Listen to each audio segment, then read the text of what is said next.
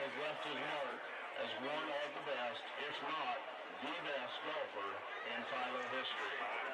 Matt Stoneburner.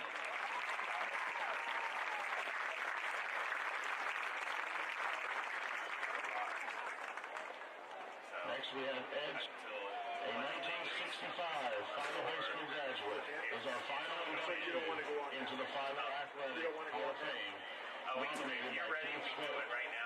Ed earned 11 varsity letters as an electric in baseball, football, basketball, and track, setting many records along the way. As a junior, he was part of the record-setting 1,600 It's football time in East Central Ohio. From AVC Sports and WYLE Cambridge, 107.9, 98.5, Nash Icon. Now it's time to head to the field for tonight's game. And hi again, everybody. Welcome to Week 8 of high school football. Tonight from Sam Hatfield Stadium here in Duncan Falls. The Philo Electrics 4-3 on the season. They are hosting the Tri-Valley Scotties. Tri-Valley rolls in at 7-0 on the season. By all accounts, a powerhouse team do the Scotties have on both sides of the ball, offensively and defensively. Howard Twiggs, glad to be a part of your game tonight, and we expect Philo to put on a pretty good effort. The Electrics, as of late, have been playing very well. 4-3 on the season now, coached by Dirk Lincecum in his 15th year. Offensively for the Electrics, they average 30 points a game. They surrender 19.5 points per game. The Scotties, under third-year coach Cam West, average offensively a whopping 43 points a game. And then defensively, just as impressive as they surrender just 8.6 per game. So Philo tonight certainly going to have to control the clock and try to get as many possessions as they can, because Tri-Valley is a quick strike offense, number one. Number two, defensively, they do a lot of 3-and-outs, and they will put the hammer down on you. So Philo, most important tonight, hang on to the football, limit the turnovers, run that play clock, and with Talon Preston running the ball for the Electrics, they should have a pretty good chance. Preston, the MVL's leading rusher, averages 125 yards on the ground per game and has scored 13 TDs on the ground. Passing the ball is Jack Lincecum. Not big on the numbers for Lincecum, more of a game manager. Philo, not much of a deep threat in terms of throwing the ball. They'll throw a lot of underneath stuff, try to get some first downs, try to keep moving. Just 80 yards per game for Lincecum on the season. He has thrown 6 touchdown passes. For Tri-Valley offensively, they are led on the ground by Jaden Wallace. Wallace nears 100 yards of rushing per game and has scored 10 TDs on the ground. The rushing offense for Tri-Valley, by the way, 20 touchdowns per game for the Scotties on the ground, but it just doesn't stop there. Senior quarterback Max Lyle, over 200 yards a game passing, and has tossed 21 touchdown passes. So big numbers for Lyle as well. And not to be outdone by that, they have an outstanding receiver by the name of Keaton Hahn, who has caught 22 passes for 430 yards. So certainly a deep threat there is Hahn, and he has received 11 touchdowns. The weather tonight, absolutely beautiful. No wind, no rain, outstanding field conditions. Both teams certainly up for this one, as again it is Philo at 4-3 and Tri-Valley at 7-0. We're going to take a break. When we come back, we'll have more pregame numbers and thoughts. So stay with us. You're listening to high school football on YRP TV and YouTube and Facebook. We're tonight from Sam Hatfield Stadium in Duncan Falls. Philo hosts Tri-Valley. We'll be back in just a couple of minutes. Looking to boost your career or find top talent for your team? Action Total Staffing has you covered. Whether you're job hunting or hiring, our expert team connects the right people with the right opportunities. Locally owned and operated since 1994, we are located at 2239 Maple Avenue in Zanesville. Call us at 740-450-8411 or visit our website at actiontotalstaffingohio.com. Job opportunities in Zanesville, Frazeysburg, Coshocton, Cambridge, and Byesville. Stop in and get your career in gear at Action Total Staffing. Looking for reliable insurance that fits your life? Look no further than Allen Hunter State Farm in Cambridge, Ohio. From auto to home to life insurance, we offer a range of options tailored to your needs. With our friendly, knowledgeable team, you'll get the protection and peace of mind you deserve. We're dedicated to being there for you, just like a good neighbor should. Call Allen Hunter State Farm today and discover how we can help you safeguard your future. Call 740-439-5385. Like a good neighbor, State Farm is there. Today is the day you make changes, the day you have looked forward to, the day you take a step to see the you before addiction. And it all starts right here at The Residence, an in-bed facility that designs your recovery to your needs, 24 hours a day, 7 days a week. I'm Crystal Reynolds for Cedar Ridge Behavioral Health Solutions. Our approach is personal, and it is as individual as your needs. We are here for you. Call 855-692-7247. Custom Vehicles of Zanesville is the local spot for all car, truck, marine, and RV accessories. From remote starts, heated seats, stereo equipment, lift kits, WeatherTech products, tonneau covers, toolboxes, strobe lights, Rhino lightings, Z-Bart rust proofing, and undercoating. If it can be found online, they can get it. Stop by their showroom today and see how they can use their expertise to enhance your vehicle. Your local real truck preferred dealer. Custom Vehicles of Zanesville, 3619 Old Falls Road, customvehicleszan.com.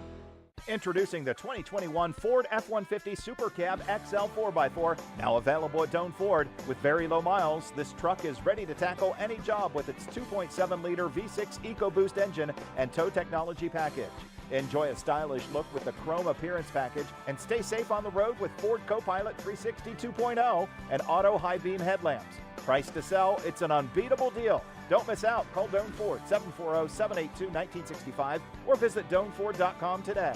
Join us Saturday, October 19th from 9 a.m. to 3 p.m. for Florifino's Red Carpet Customer Appreciation Day. Enjoy door prizes and giveaways with DJ Curtis from 9 to noon and coffee from Grace and Grounds on us. Don't miss taking pictures with Santa from 11 a.m. to 1 p.m. and enjoy cookies from Mrs. Claus. Plus, grab a complimentary rose and a free gift with purchase. Help us fill our toboggan tree by donating new hats and gloves for local kids. And remember, 20% off all sales will go to a local military organization. There's something about a fresh haircut from the friendly, skilled stylists at Great Clips that just makes life, well, greater. The sun shines brighter, your step feels springier, even your jokes are funnier. And the best part? When you use Great Clips online check-in, you can get in for a haircut without having to rearrange your day or your budget. Download the app today and start feeling that much greater in just a few taps. Great Clips. It's gonna be great.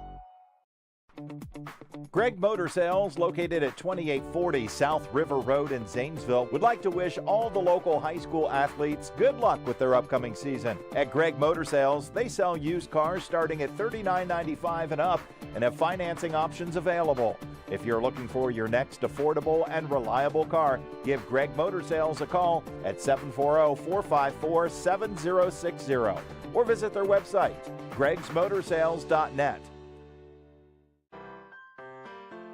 For exceptional auto body repairs, visit Mikey's Auto Body at 1934 Neal Avenue. We're a faith-based company offering 20 years of trusted experience. Enjoy up to half off your deductible with seamless services with all insurance providers. Count on our skilled team for high-quality, honest repairs. Drive with confidence. Choose Mikey's Auto Body for all your repair needs. Give us a call today at 740-319-1550. High school football from AVC Sports and WYLE Cambridge, 107.9 Cambridge, 98.5 Zanesville, Nash Icon.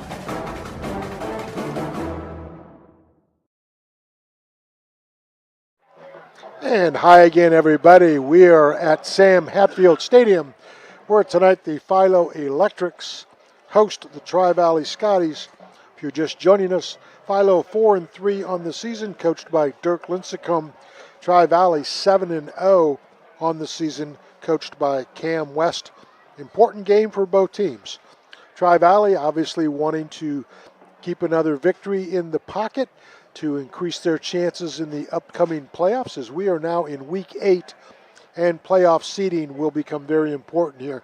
So a victory over Philo tonight is utmost for Tri-Valley to keep it going. For the Electrics, they are in the playoff hunt. A victory tonight could really, really propel their chances.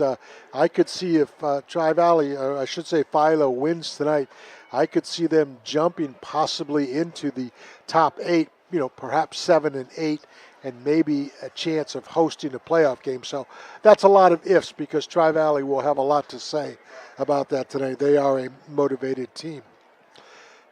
For the defense tonight, Tri-Valley rushing gives up 136 yards per game. Passing defense just 105, so just 240 yards of defense by the Tri-Valley Scotties. And again, as we said earlier tonight, they really put you in a lot of 3-and-out situations. For the Electrics, they balance things defensively by just about the same passing and rushing, although again, Tri-Valley numbers are obviously different. So we'll find out, because we're just a couple of minutes away from the start of the football game. We do have the officiating crew tonight, and we expect an outstanding job from them. They are referee Doug Murphy, center judge Rick Carpenter, umpire Ron Blake, line judge Brian Davis, head linesman Ricky Adkins, and back judge Jeremy James.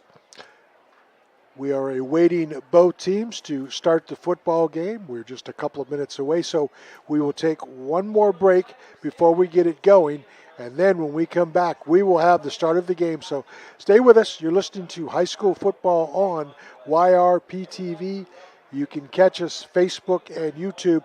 We'll be back in just a couple of minutes, and we'll get it started. Patrons Buckeye Mutual Insurance Company is a proud supporter of high school football. Contact one of the 42 agencies writing for Patrons Buckeye for a quote from your local insurance company covering Ohio. Whether you need coverage for your home, mobile home, cabin, seasonal home, a garage, or even farm equipment, Patrons Buckeye Mutual Insurance Company is located in Caldwell, Ohio, and can help. Visit our website, patronsbuckeye.com. At People's Bank, we're more than just a bank. As a community bank, we are committed to where we work and live, giving back to the organizations you care about through sponsorships, donations, and volunteer hours. When you bank with People's, you're not just a client, you're part of a community of neighbors helping neighbors. People's Bank, working together, building success. Member FDIC. Visit us at pebo.com.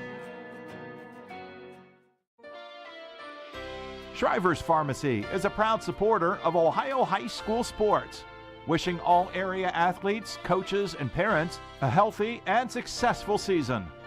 When you play, play with heart. Local and independent since 1979. Shriver's Pharmacy, because we care.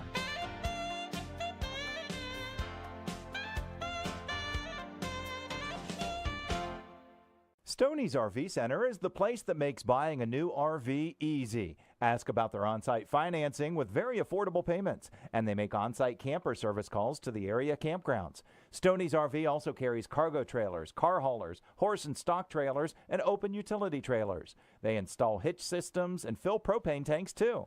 Stoney's RV Center, the place that takes camping to the next level, and a proud sponsor of our area high school sports teams. High school football From AVC Sports and WYLE Cambridge, 107.9 Cambridge, 98.5 Zanesville, Nash Icon.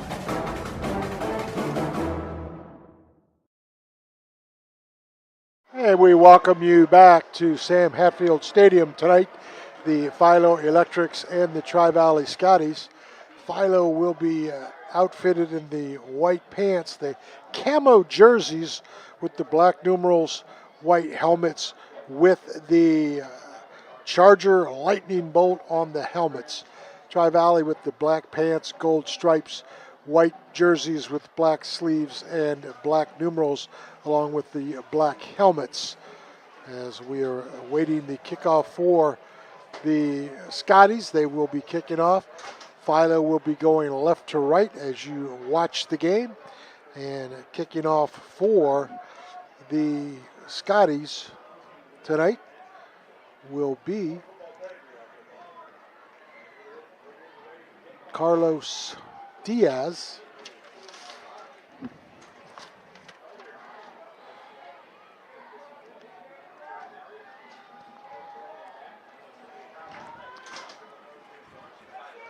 Philo back deep will have Talon Preston. And we are set to begin the football game. Welcome in, and here we go.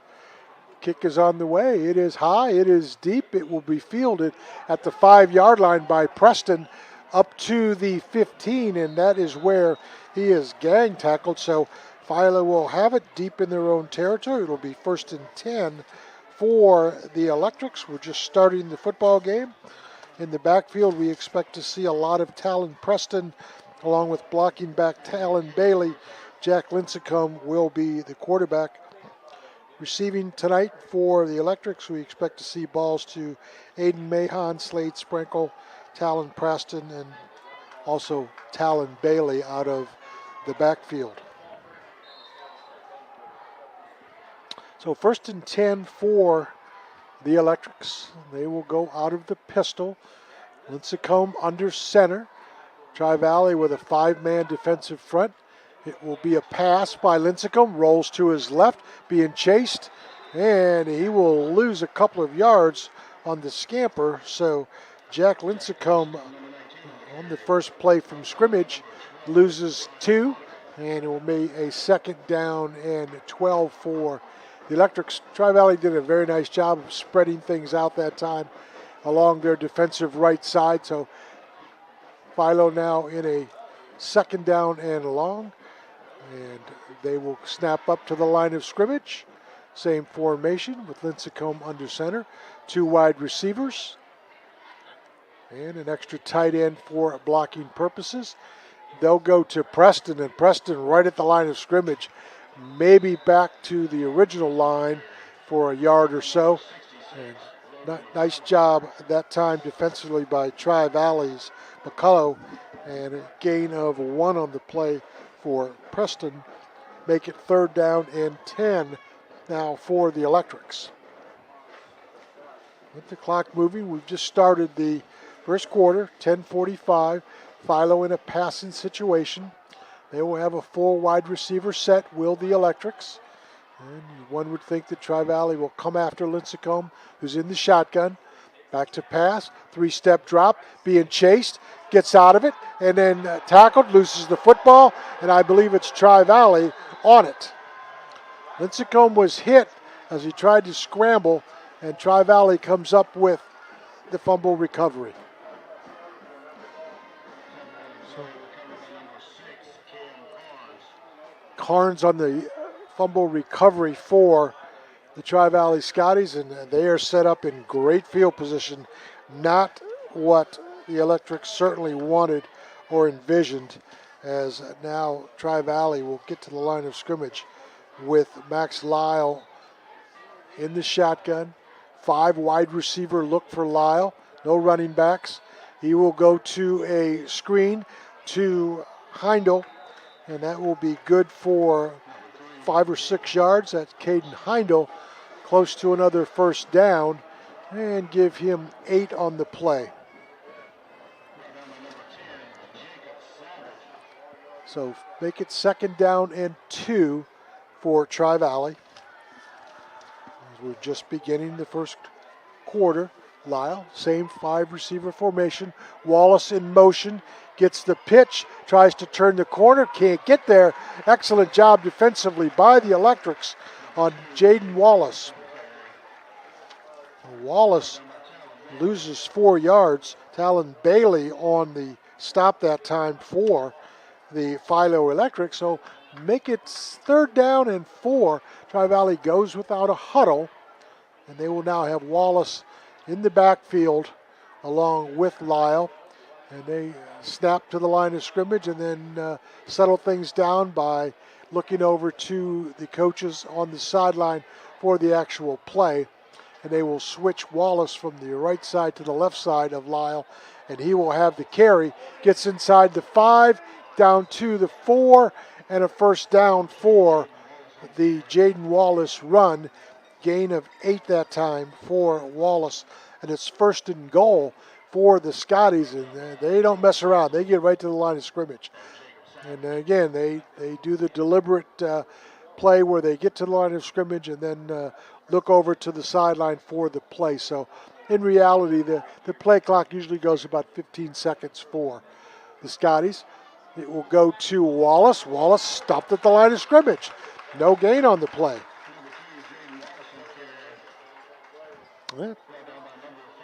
Big stop about time by Philo. Shook on the tackle for the Electrics. So Tri-Valley will have 2 running backs in the backfield along with Lyle. It'll be Ashton Winter and Jaden Wallace.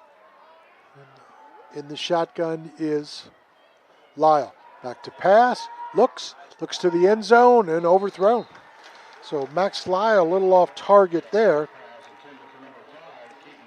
He was looking for his main guy, Keaton Hahn, and that brings up a third down for the Scotties. They look to the sideline, get what they want. Play clock moving. 8:05, the game clock stopped after the incompleted pass. And now taking a little bit longer are the Scotties to look over to the sideline for what play they wanted. It'll be single back now, Wallace. He will have the carry. Wallace inside the 5, down to about the 2-yard line. So gain of 5 that time for Wallace. And that will bring up an interesting situation for the Scotties. It's going to be 4th down. Do they go for it or do they bring on the field goal? It looks from here as if they're going to go for it on 4th down. So Philo with a big opportunity to make a stop here. Lyle looks, stops the play, looks to the sideline, gets the play. It's 4th down for the Scotties at the 3-yard line. They will have Wallace fake the play, and then Lyle throws the touchdown pass.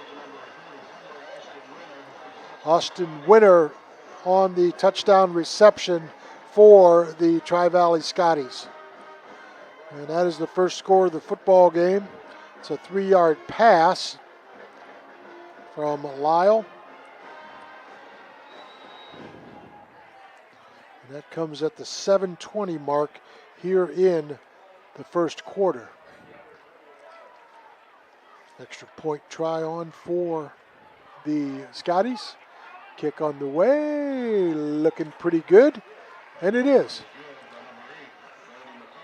So McCullough makes the extra point, and we step aside. 7:20 to go, first quarter, 7-0, Tri-Valley over Philo.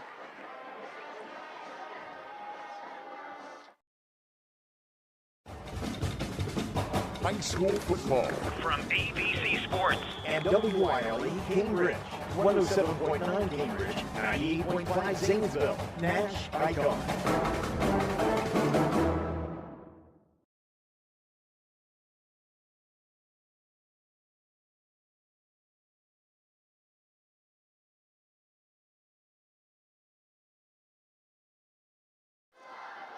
It didn't take much for Tri-Valley to get that one going. After the turnover by Philo, the Scotties march with just 20 yards to go, and they take the first lead of the football game. So 7-0, Philo trailing now as Tri-Valley kicks off again. Dennis on the kickoff for the Scotties. Preston back deep for the Electrics. And whistle stops things. And I'm just wondering if somebody might have been offsides for Tri-Valley. The penalty, in fact, will be offside. So first penalty of the football game goes against the Scotties, as they were offsides on the kickoff. So that will bring up a second time for the Scotties to boot it away.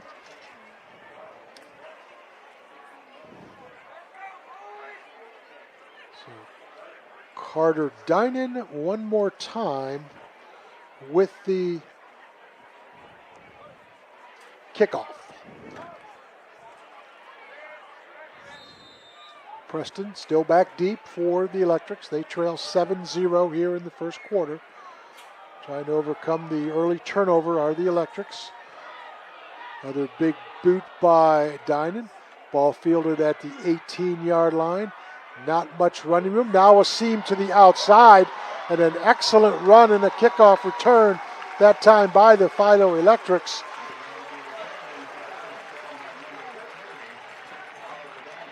So Dinan, the kicker, ends up making the tackle, and Philo set up in business as they will have it 1st and 10 at their own 40-yard line. So much better field position this time for the Electrics. 7:12 to go first quarter. Tri-Valley on top, 7-0. Talon Preston will be in the backfield. And Jack Lincecum will be the quarterback.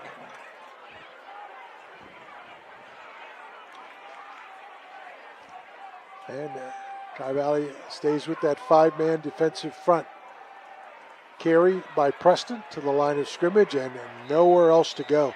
Boy, Talon Preston, 2 carries for 2 yards. This Tri-Valley outfit very good along the defensive front. Talking to a couple of guys from their stats and filming crew, Greg Meadows for one said that in the last 4 or 5 years, not to take anything away from the guys who preceded them, but these 2 lines for Tri-Valley, offensively and defensively, as good as they have been in quite some time. So you can see it right there. So 2nd down and 10 now for the Electrics. 2nd and 10 for Philo. And they will go on the left side and then thrown backwards right at the line of scrimmage are the Electrics. So it's going to be 3rd down and long for Philo. Preston on the carry gets a yard. 3 carries, 3 yards for Talon Preston. And now make it 3rd down and 9 for the Electrics. Another passing situation. Last time the Electrics were in this situation, Lincecum had some trouble hanging onto the football after being forced out of the pocket. So Tri-Valley, one would think, is probably coming after him again. Press coverage by Tri-Valley defensively. Back to passes, Lincecum. Got a man, got a completed pass, got a 1st down into Tri-Valley territory. Excellent throw and catch that time by the Philo Electrics. Baker on the tackle that time for the Tri-Valley Scotties. That catch was made by Michael Wood, I believe, is the number I have for Philo. We'll have to double check that number. So 1st down and 10 for the Electrics. And Lincecum will keep the football, go straight ahead. Good running room all the way down to the 29-yard line. Goes Lincecum.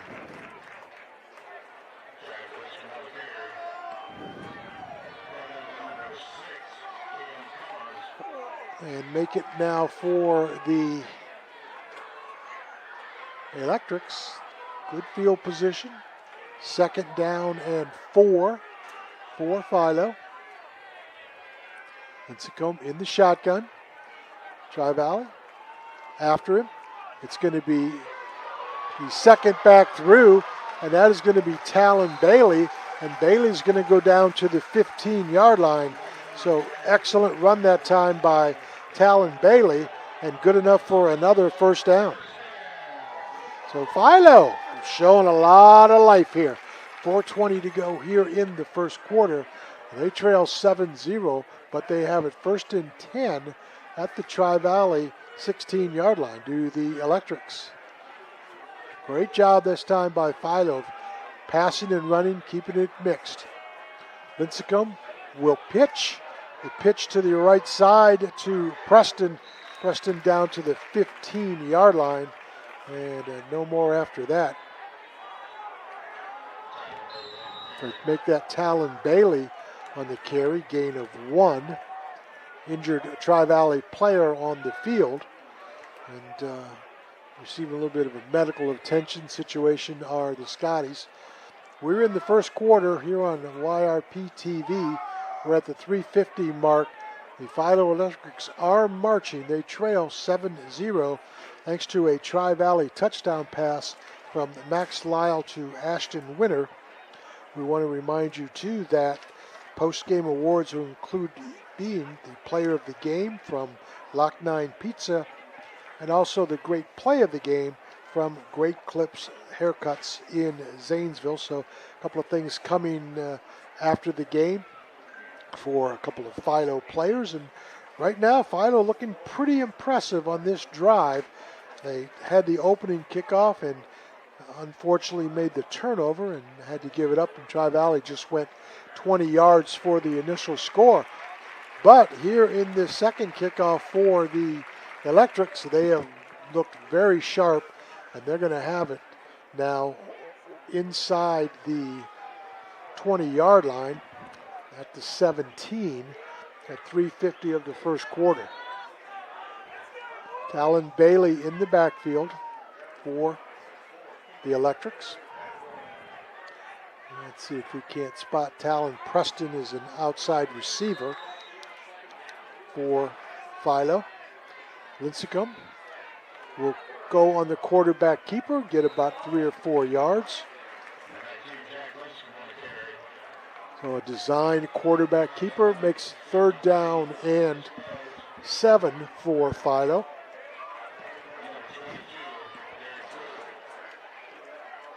Most likely 4 down territory for the Electrics, as they're going to have it inside the 15-yard line. It's going to be 3rd down and 7 from the 14 for the Electrics.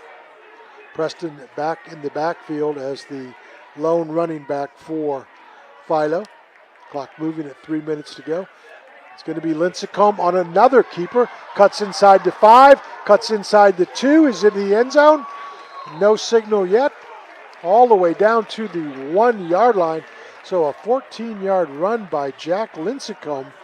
What a great call that time by the Philo coaches. And it is going to be 1st and goal for the Philo Electrics. And not too many people would have predicted this. Except if you're a Philo fan, you thought, hey, why not? We've got a chance. So 1st and goal for the Electrics at the 2:40 mark of the first quarter. They will go with the pistol formation. Lincecum goes into the end zone. Is he in? Still no signal. Now he is. 1-yard touchdown run for Jack Lincecum. Lincecum 6 carries for 26 yards and none bigger than that one.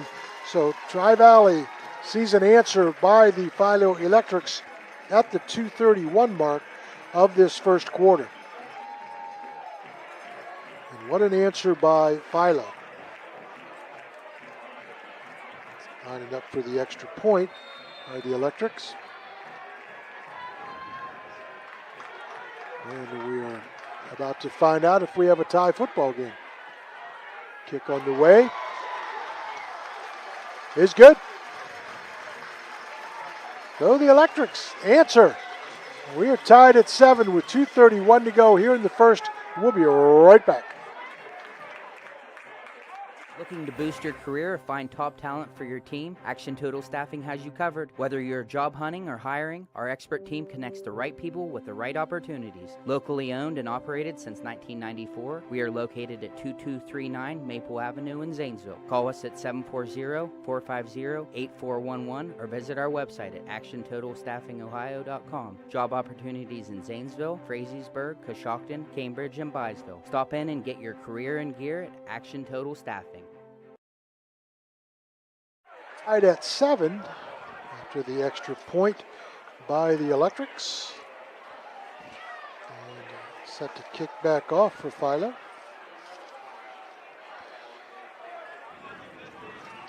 Waiting to kick for the Electrics, or I should say Tri-Valley. 2:31 to go here in the first quarter. Tied at 7. Philo with a great answer. And the kick is on the way. Going to be a 2-bouncer. Picked up at the 8-yard line. And then straight ahead running room. And Philo stacks it up right there at the 30-yard line.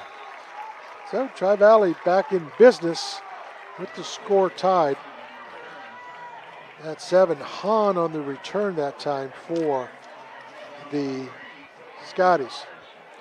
Myers on the tackle that time for Philo.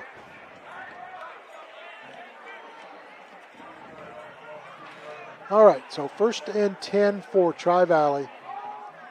And they are tied at 7. 2:23 to go here in the first quarter. And we'll stay with Lyle. Wallace next door to him in the backfield. To his left side. Back to passes Lyle. He's going to go long. Got a man. Got a completion. Got a first down into Philo territory. Nice throw and catch that time. Keaton Hahn with a big catch that time by Lyle. And Tri-Valley right back to it. Excellent throw that time by Lyle. Just on a sideline route. Good enough for 37 yards. And that is Hahn's first catch. And it is a good one. First and 10 for Tri-Valley. This time they go right to the line of scrimmage. Lyle going to go again. Got a man. Got a completed pass. Got a first down. And it's right back to Keaton Hahn for 13 yards. And boy, this Lyle combination with, we're going to have a holding penalty. I was going to say this combination to Hahn from Lyle looks pretty good, but this is going to come back as it's going to be holding against Tri-Valley. So big break for Philo there. As bring that one back.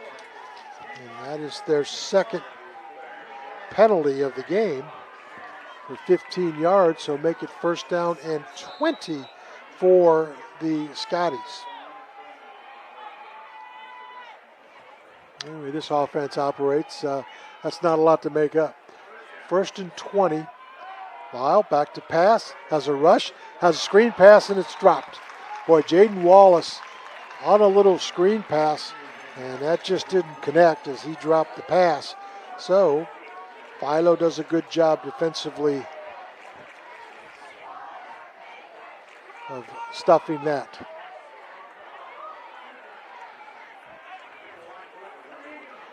Yep. Now we're going to have Tri-Valley go back to what they showed the first time they had the football. That is line up and then stop things as they look over to the sideline for the play. Back to passes Lyle. He's going to go long down the sideline. Is that a catch? It's, I believe, a catch inside the 5-yard line and a penalty flag. So Keaton Hahn with a nice catch again on that sideline route. And let's see if that pass interference call is going to go against Philo. What a great pass that time by Lyle. Still no indication from the officials. Tri-Valley players clapping as if it's going against, against Philo. It will be declined, obviously, by the Scotties. 2 catches for 54 yards for Keaton Hahn. And now Tri-Valley Well, now they're going to say he was actually in, so give Hahn a touchdown pass. Looked like he had been forced out of bounds on a penalty, but he kept his feet in bounds, so the extra point try coming.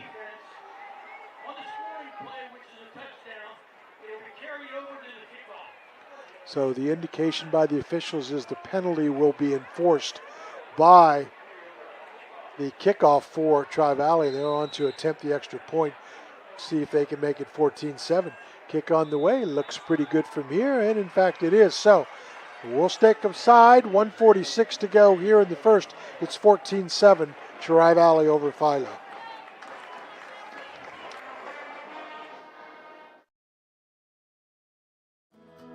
Looking for reliable insurance that fits your life? Look no further than Allen Hunter State Farm in Cambridge, Ohio. From auto to home to life insurance, we offer a range of options tailored to your needs. With our friendly, knowledgeable team, you'll get the protection and peace of mind you deserve. We're dedicated to being there for you, just like a good neighbor should. Call Allen Hunter State Farm today and discover how we can help you safeguard your future. Call 740-439-5385. Like a good neighbor, State Farm is there. And we welcome you back into the booth. We're at the 1:46 mark. Tri-Valley comes back and takes the lead on Philo by the score of 14-7. Thanks to the long pass from Lyle to Keaton. And the penalty will be enforced on the kickoff for Tri-Valley, so Dinan will kick off actually from the 45-yard line of Philo. First penalty of the game, by the way, going against Philo. Let's see. The officials having a conference along the sideline with the Philo coaches, I think wanting an explanation of some sort, so we are in a momentary delay. An explanation given. Officials say, okay, let's get it started back up. Dinan set to kick off again, and this one will most likely be into the end zone. And Preston and company will just let it sail down. Easy kick that time for Tri-Valley. So Philo will have it, 1st and 10. That's the good news. The bad news for the Electrics is they trail again by the score of 14-7, and very important that they try to establish something on the ground or keep Lincecum going on the ground, and maybe at least get some field position if they don't score. So Tri-Valley bumped and bruised on that last drive, so give Philo credit for putting it together on the drive, and they now have it 1st and 10 at their own 20-yard line. Talon Preston will be in the backfield along with Talon Bailey. Jack Lincecum will be in the shotgun for the Electrics. High snap. Lincecum keeps it himself. Tries to turn the corner. Cuts back to the inside and gets about 3 or 4 yards. Heindel on the tackle that time for the Scotties. Make it 2nd down and 7. Clock moving, 1:25 to go. Here in the first quarter is 14-7 Tri-Valley. And Philo has it at their own 23-yard line for the Electrics. Trailing 14-7. Talon Preston has been bottled up to this point. I'm sure at some point he's going to get something going. He's just too good to not have that happen. Lincecum back to pass. Nearly intercepted and then caught. What a great job of concentration. The defender for Tri-Valley batted the ball away, and then it fell right into the hands of the receiver. So Savage on the catch that time for the Electrics. And it's good enough for 13 yards and the 1st down. 2 of 2 passing now for Lincecum, and boy, much needed 1st down for Philo. 40 seconds to go here in the first quarter, so Philo gets out of a little bit of a hole. And now they have it 1st and 10 at their own 35-yard line. It'll be Preston to the line of scrimmage, and that's about it. Keeps the pile moving and gets a good 5-yard carries. That was tough because Tri-Valley was right there. Preston did a great job of keeping things moving and go in there. Clock down to 10 seconds to go here in the first quarter. And it looks from this vantage point as though Philo's going to let it go.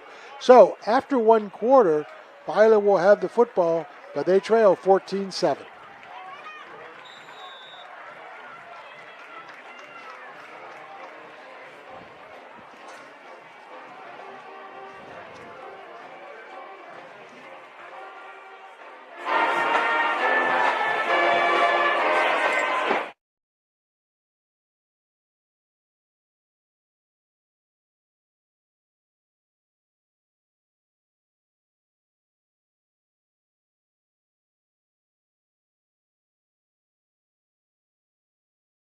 Today is the day you make changes, the day you have looked forward to, the day you take a step to see the you before addiction. And it all starts right here at the Residence, an in-bed facility that designs your recovery to your needs, 24 hours a day, 7 days a week.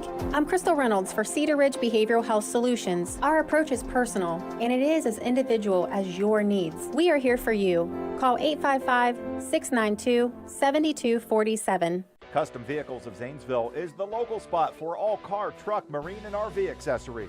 From remote starts, heated seats, stereo equipment, lift kits, WeatherTech products, tonneau covers, toolboxes, strobe lights, Rhino lightings, Z-Bart rust proofing, and undercoating. If it can be found online, they can get it. Stop by their showroom today and see how they can use their expertise to enhance your vehicle. Your local real truck preferred dealer. Custom Vehicles of Zanesville, 3619 Old Falls Road, customvehicleszan.com. We start the second quarter that is, with a Talon Preston run, and not much going there as he is back to the line of scrimmage. Make it third down now for the Electrics. And third and medium, so run pass option certainly in play. We've seen Talon Preston in the Wildcat this year. I'm wondering if maybe they don't show something like that on this particular play. We've just begun the second quarter. It's 14-7. Tri-Valley over Philo. The Electrics have it third down and 4. Lincecum in the shotgun. He will pitch to the left side, and that's not much going there for the Electrics. Talon Bailey. Bailey on the carry, maybe a yard. So fourth down, and it will most likely bring up a punting situation for the Electrics. Mason Runkle, the punter for Philo, one of the better punters in the area, I might add. For Tri-Valley, it will be Carter Dinan as the punt returner. And it's blocked and picked up by Tri-Valley. And down the left sideline and into the end zone is a touchdown. And the Tri-Valley Scotties block the punt and then go into the end zone. We'll have to try and get a number on that. It looked like it might have been Heindel scoring the touchdown, but we'll have to definitely get an answer. Yep, it is Cade Heindel on the return of the blocked punt for the Tri-Valley Scotties. And boy, that really hurts your chances if you're the Electrics. On to attempt the extra point. There's Dinan, kick on the way, looks good. So 21-7 now. Tri-Valley over Philo. We'll keep it right here. And let's go back to that. Philo had gotten the opening kick, or I should say the kickoff, after Tri-Valley had scored, and they put together a first down. They couldn't convert the second time they had the football on the drive, so they lined up a punting situation with Mason Runkle. The kick was blocked, picked up in midair by Cade Heindel, and then he goes 40 yards on a return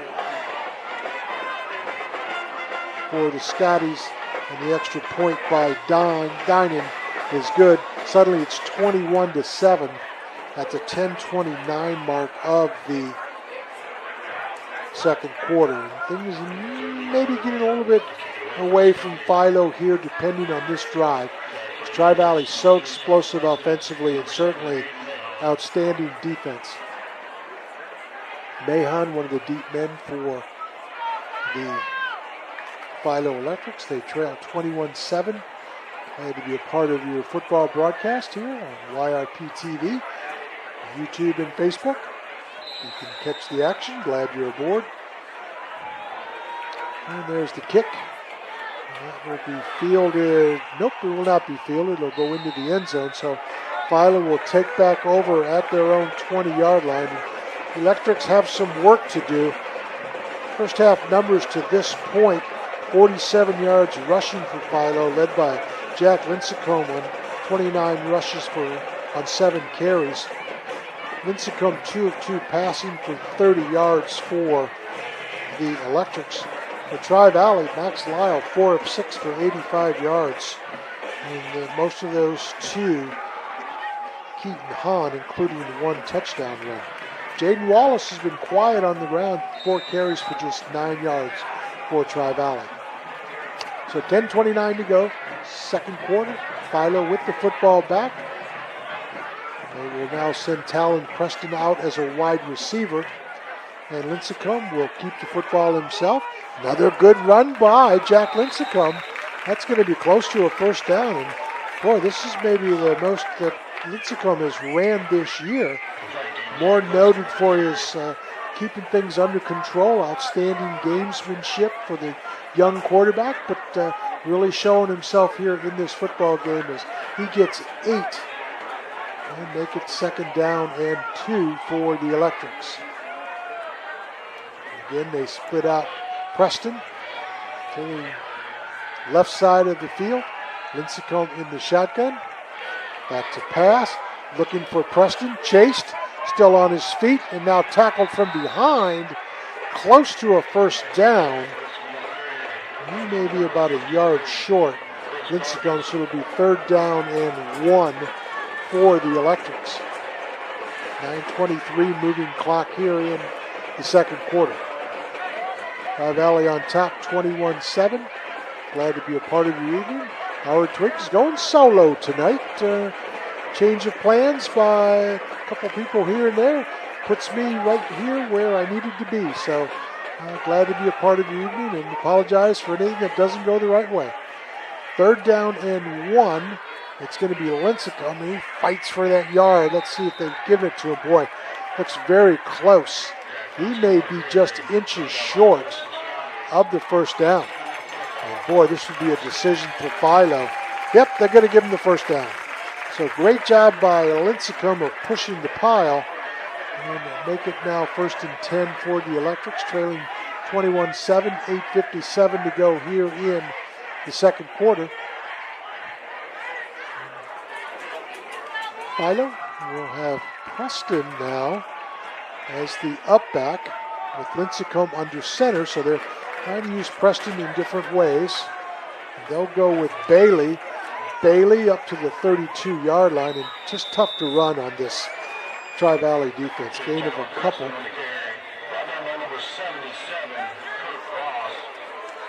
Second down and 8. Ross on the tackle that time for Tri-Valley. Second and 8 for Philo. And they have it in their own territory. They're at the 33-yard line. Tri-Valley on top, 21-7. And they'll stay with Lincecum under center. And Preston as the up back. Back to pass is Lincecum. He is being chased. Tries to turn the corner. Gets hammered. Gets up to the 36-yard line. Gain of 4 that time for Lincecum. Far and away the leading ball carrier for the Electrics tonight is Jack Lincecum. 11 carries for 43 yards. Good effort by Lincecum to this point, but it brings up a passing situation at third down and 5 from their own 35-yard line. 7:25 to go here in the second quarter from Sam Hatfield Stadium, home of the Philo Electrics, where they trail the 7-0 Tri-Valley Scotties. Tri-Valley set defensively with the 4 guys on the interior of the defensive line. Back to pass is Lincecum again. Scrambles around, short of the first down, gets a couple. Excellent coverage defensively that time by the Scotties. And it's going to be another fourth down. And boy, Mason Runkle's got to be shell-shocked after that last block. The line of scrimmage will be the 36-yard line for the Electrics. And boy, after that last punt block, you got to button some things up there. Carter Diamond to return the punt, or so we think, for the Scotties. Oh, almost another block. My goodness. Just barely got away. Hits at the 42-yard line of Tri-Valley. So Uncle, under a lot of pressure, gets away a 25-yard punt for the Electric. So Tri-Valley back in business. And they will have it 1st and 10 at their own 42-yard line. And you think at some point they're going to get going with Jaden Wallace. He's just too good to not hear his number called a lot. So my thinking is you're going to see Mr. Wallace quite a bit on this drive. Lyle stays in the shotgun, hands off to Wallace. Wallace gets 3, so Philo does a nice job again on Wallace. He has 5 carries for 12 yards. Jaden Wallace does. Bailey on the tackle that time for the Electrics. Tri-Valley, as they've done all night, they get to the line of scrimmage and then they stop things. And then they get reset after looking over to the sideline for the play. It's going to be Wallace again. Turns the corner. He has room. He is in the Philo territory. And he is stopped from behind, but not before he gains 14 and a first down to the Philo 14 or 44-yard line. You think Wallace is just a matter of time before Tri-Valley starts feeding him. 6 carries, 26 yards for Wallace to this point. 1st and 10 for the Scotties. 21-7. They are on top at the 5 1/4 mark of the second quarter. Lyle looks for Hahn and overthrows him. Hahn had good coverage that time, but just couldn't connect. So 4 of 7 for 85 yards for Max Lyle here in this first half.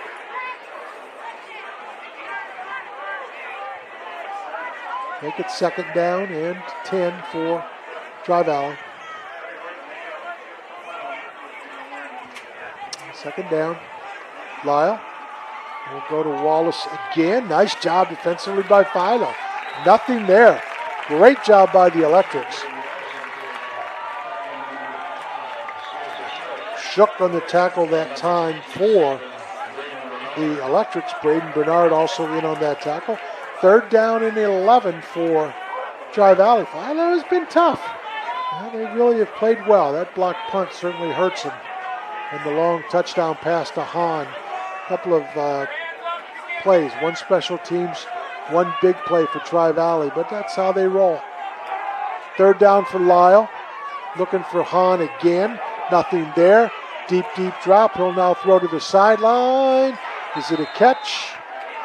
No, they say out of bounds. Once again intended for Keaton Hahn. So Philo forces a stop, and Tri-Valley will most likely be in a punting situation. How about Philo answering the bell? They get up off the mat and do a nice job. Well, nope, Tri-Valley, are they going to go for it? They're showing like they're going to go for it on 4th and 11. I don't see a punter. So Tri-Valley, they're going to have it 4th and 11 from the Philo 42-yard line. So ultra confidence by the Scotties. Instead, we'll get a timeout. We'll take a quick break here at 4:28 of the second quarter. It's 21-7 Tri-Valley over Philo. We'll be back in just a minute. Join us us Saturday, October 19th from 9 a.m. to 3 p.m. for Florifino's Red Carpet Customer Appreciation Day. Enjoy door prizes and giveaways with DJ Curtis from 9 to noon and coffee from Grace and Grounds on us. Don't miss taking pictures with Santa from 11 a.m. to 1 p.m.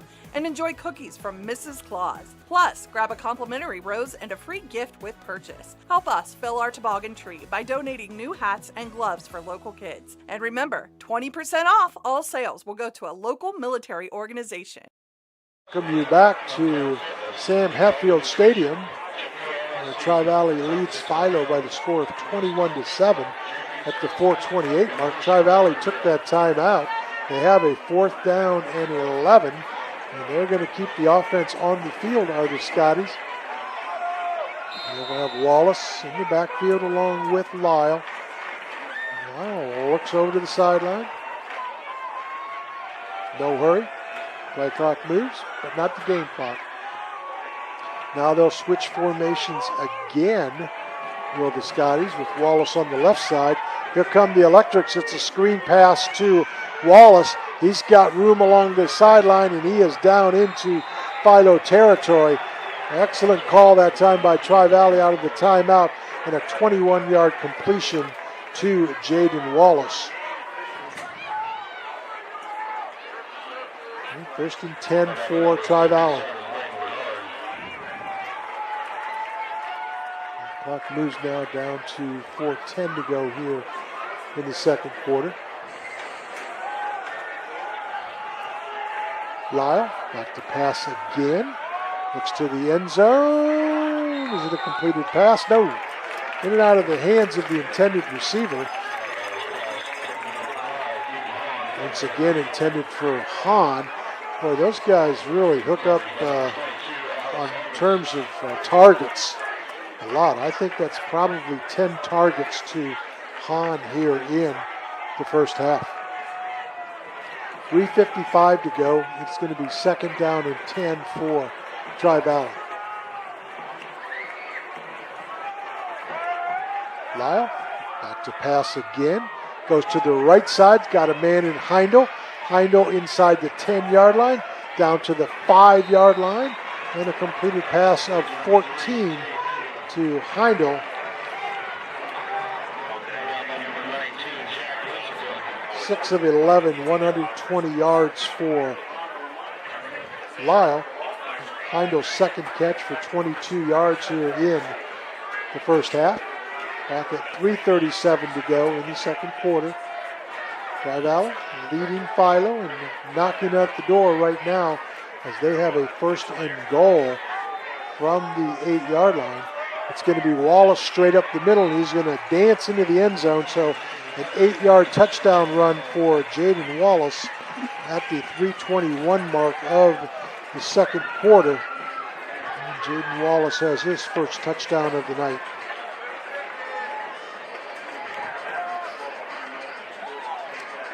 Dining on the extra point try for the Scotties. Carter Diamond.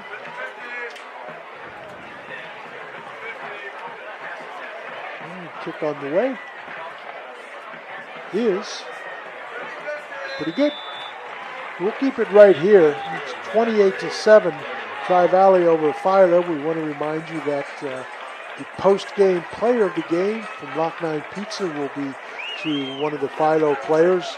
The play of the game from Great Clips of Zanesville will also be awarded to a Philo player. And scoreboard updates tonight are brought to you by Bradley Lending Team with First Ohio Home Finance. And also all of our sponsors tonight. Remind you that West 40 Auto Sales, WB Green Insurance, Doan Ford, People's Bank, Shriver's Pharmacy, Great Clips of Zanesville, Greg's Auto Sales, Mikey's Auto Body, Florifino's Flowers and Gifts, Action Total Staffing of Zanesville, Custom Vehicles of Zanesville, Cedar Ridge Behavioral Health Solutions, Patrons Buckeye Mutual Insurance, Stoney's RV Sales and Service, and Allen Hunter State Farm are part of the great team of sponsors for this football game. All right, 3:21 to go. Philo will have the football back. They have all 3 of their timeouts remaining.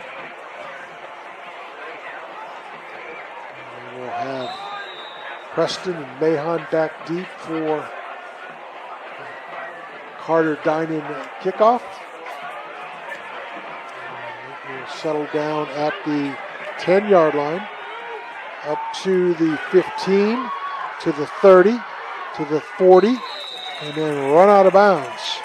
That's Talon Preston with an excellent kickoff return. So Preston has been slowed tonight along the line rushing, but he has returned punts and kickoffs in pretty good fashion.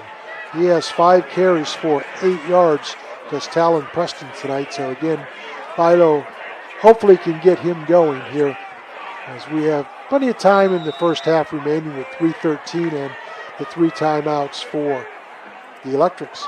Jack Lincecum has been the leading ball carrier tonight for the Electrics. He has 12 carries for 45 yards. Lincecum will be in the shotgun, and he will go to Preston, and Preston will get 3. He'll make that Talon Bailey. So Talon Bailey on the carries. They put Preston out wide, and now make it 2nd down and 7 for the Electrics. Very important for Philo to hang on to the football with the offensive abilities of Tri-Valley, especially on the long pass.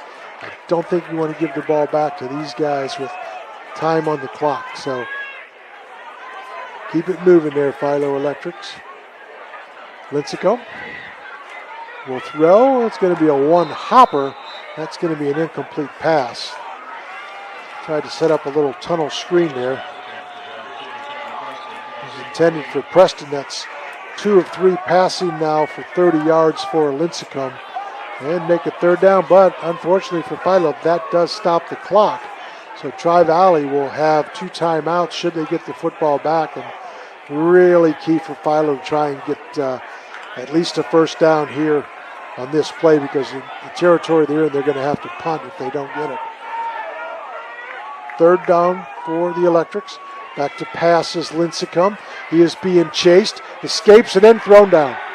Jack Lincecum fumbles the football.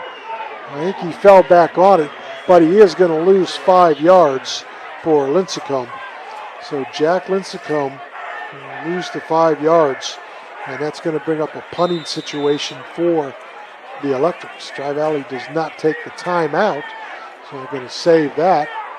And Philo and Runkle will punt the football away. Now I think Tri-Valley does take the timeout. So Tri-Valley does take the TO. We'll keep it right here. With 2:07 to go here in the 2nd quarter, the Tri-Valley Scotties are going to get the football back with 1 timeout left, and depending on the punt, probably pretty good field position for Tri-Valley. Max Lyle's number tonight, 6 of 11 for 120 yards. Keaton Hahn, 2 catches for 74 yards. Caden Heindel, a couple catches for 22. Ashton Winter has a touchdown catch of 3 yards for the Tri-Valley Scotties. On the ground, just 8 carries for just 36 yards for Jaden Wallace for Tri-Valley. And again, as we said earlier, I think it's just a matter of time before they get him going for the Scotties. Well, we'll see what they come up with, waiting Runkle's punt. It's going to be dining deep for the Scotties. Runkle, the line of scrimmage will be the 37-yard line. Under pressure, gets it away. It's short. Will hit at the Philo 36-yard line, and that is where it will be downed. So Tri-Valley will have it 1st and 10 at the Philo 36-yard line, and with the big strike abilities of Lyle and crew, this could be a real danger point for the Electrics. There's 1:58 to go here in the 2nd quarter. 28-7. Philo trailing Tri-Valley. Tri-Valley with the football back. And we'll come back to the line of scrimmage with Lyle as the lone back in the shotgun, as Jaden Wallace is now split out in the slot as one of the receivers for Tri-Valley. So keep your eye on Jaden Wallace in this play. Back to pass is Lyle. Looks, can't find anybody. Looks again, now he'll keep it. And thrown out of bounds. Big hit that time by the Electrics.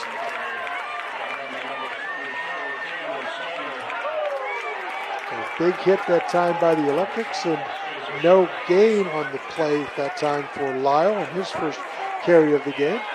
So make it second down, and we'll call it 10 and a half for the Scotties. Back stopped after the out of bounds hit. Wallace back in the backfield for Tri-Valley.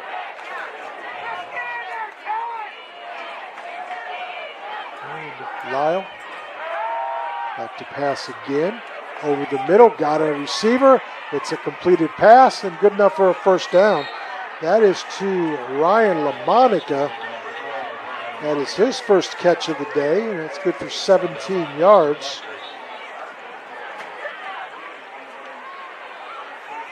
Tri-Valley now in Philo territory with 1:35 and the clock moving. They do have a couple of TOs. Do the Scotties. Lyle again, back to pass, deep drop, throws along the sideline, wide open is LaMonica. LaMonica down to the 10, inside the 10, and it's going to be a touchdown pass. That's going to be a 43-yard pass to LaMonica. And ouch, that really hurts the Philo Electrics. Is that just an uncovered receiver in Ryan LaMonica? And 43 yards later, that's going to be a touchdown pass. And they're waiting a dine-in kick for the Tri-Valley Scotties at the 1:17 mark.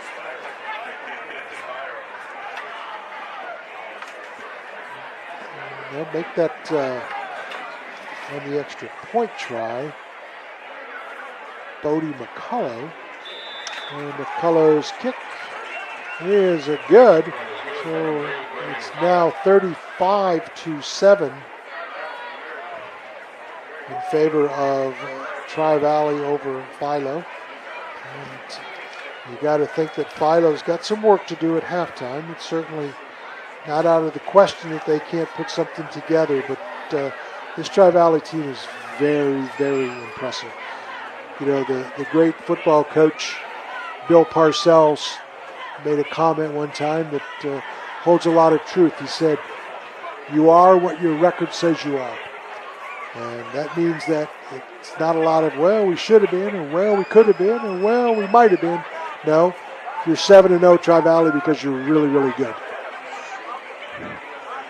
And they're showing it tonight as this is a good Philo football team also. 4-3 on the season. They've had some good wins, but tonight it's not quite to the halftime mark. They are up against it as Tri-Valley leads 35-7.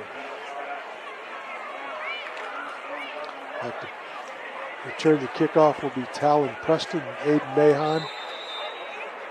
Waiting the Tri-Valley kick. And 1:17 to go. Here's the kick. That's going to be a knuckleball fielded at the 25-yard line and then nowhere to go. So Philo will have it at their own 25-yard line with 1 minute and 16 seconds to go.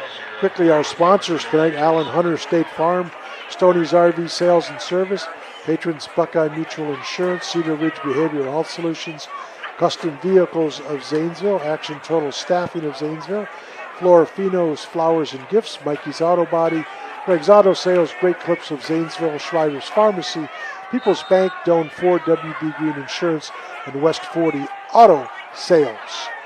And Philo will have it. They do have a couple of timeouts in their pocket, but they don't have the kind of field position that is going to make a lot of noise.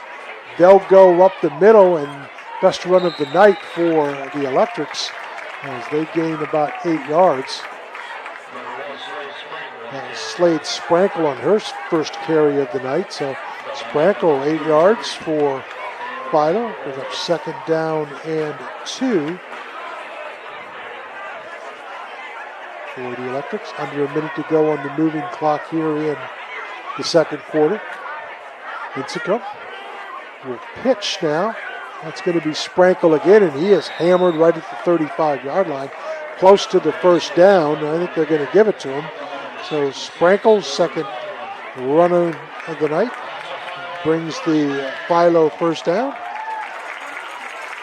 And down to 35 seconds to go here in the second quarter. 35-7. Philo on the opposite end of where they want to be. And they have it with 20 seconds on the moving clock here in the second. That's going to be Sprankle one more time, and Tri-Valley right there, no gain on the play. And that should most likely end the first half.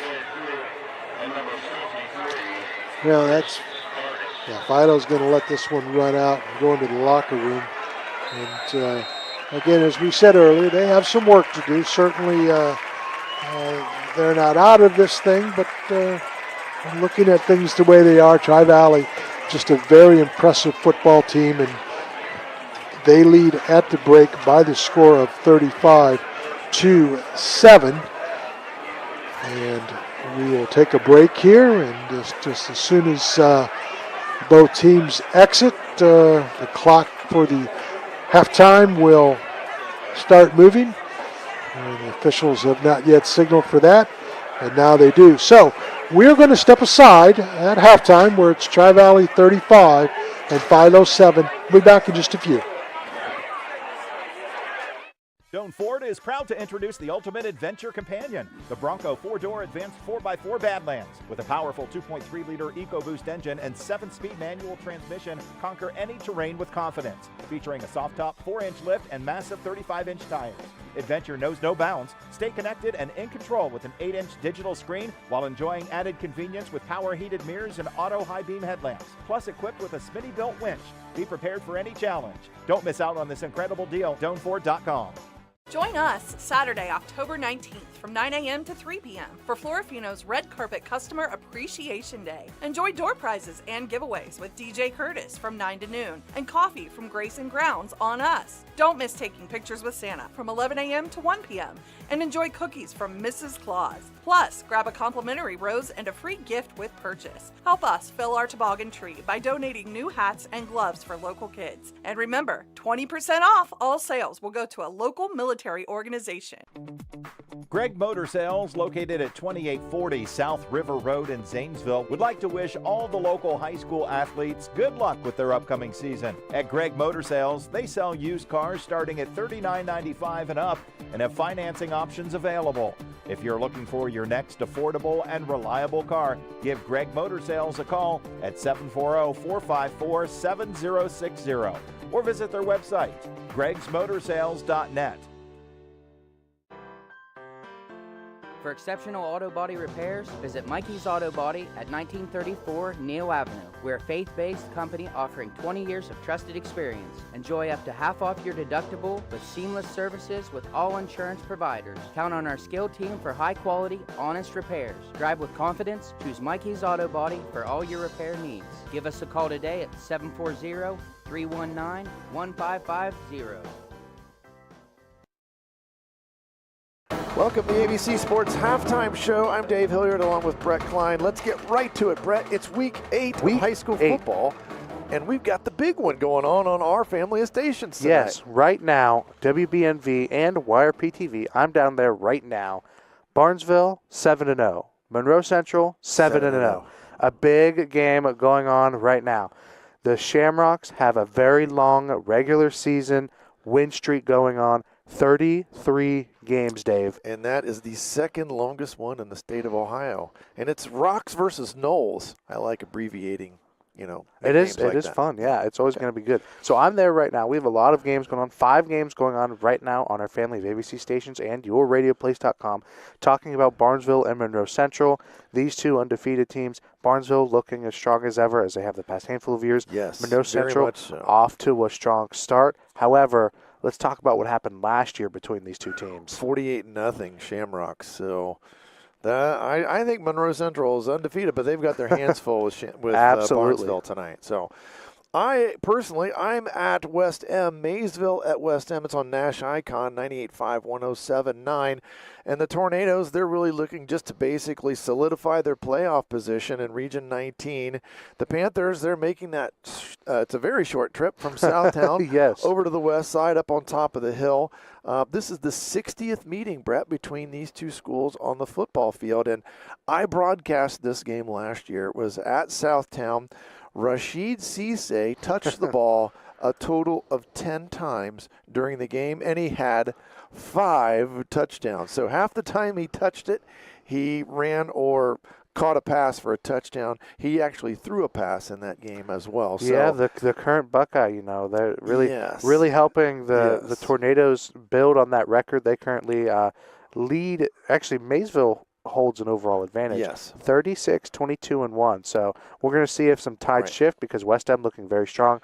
Maysville struggling a little bit. We'll talk about that here on the second part of our show. Right. But again, West End looking to And then also, Brett, we've got Shady Side at Caldwell tonight. Yeah, Shady Side and 105. Caldwell. So Shady Side 2-7. We had them earlier in the year when they played Shenandoah. It was kind of back and forth, and then Shady Side came away in a close one.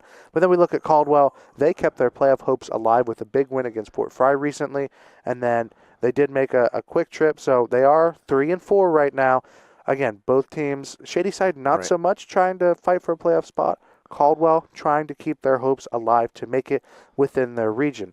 Now, the last time that these teams played, Dave, it was pretty, 2017. Yeah, long. So it's been a little bit of time, and it was a 41-7 Shady Side win. That's a pretty decent sized win, but the times have changed. Both teams went through some stuff.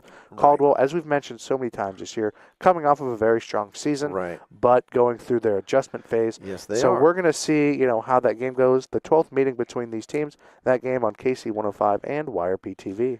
Probably one of the most interesting games, I think, tonight is 4-3 Meadowbrook. They are traveling over to New Lex to take on the 6-1 New Lex Panthers. That's on WILE 97.7, and this could be a shootout between Justice Huey and Isaiah Stevens, probably the top 2 quarterbacks in the small school division of the MVL. I think, over at Tri-Valley, Mr. Lyle probably has a little bit to say about who's the best quarterback in the conference overall, but still could be a really good football game in terms of offensive show. But let's keep this in mind. New Lex returned 3 interceptions for touchdowns last week against Maysville. I don't think I've ever broadcast a game where a team has 3 pick sixes in a game, but New Lex pulled it off. So I think Meadowbrook they better find a way to handle Bentley Hansen too, because he is a handful.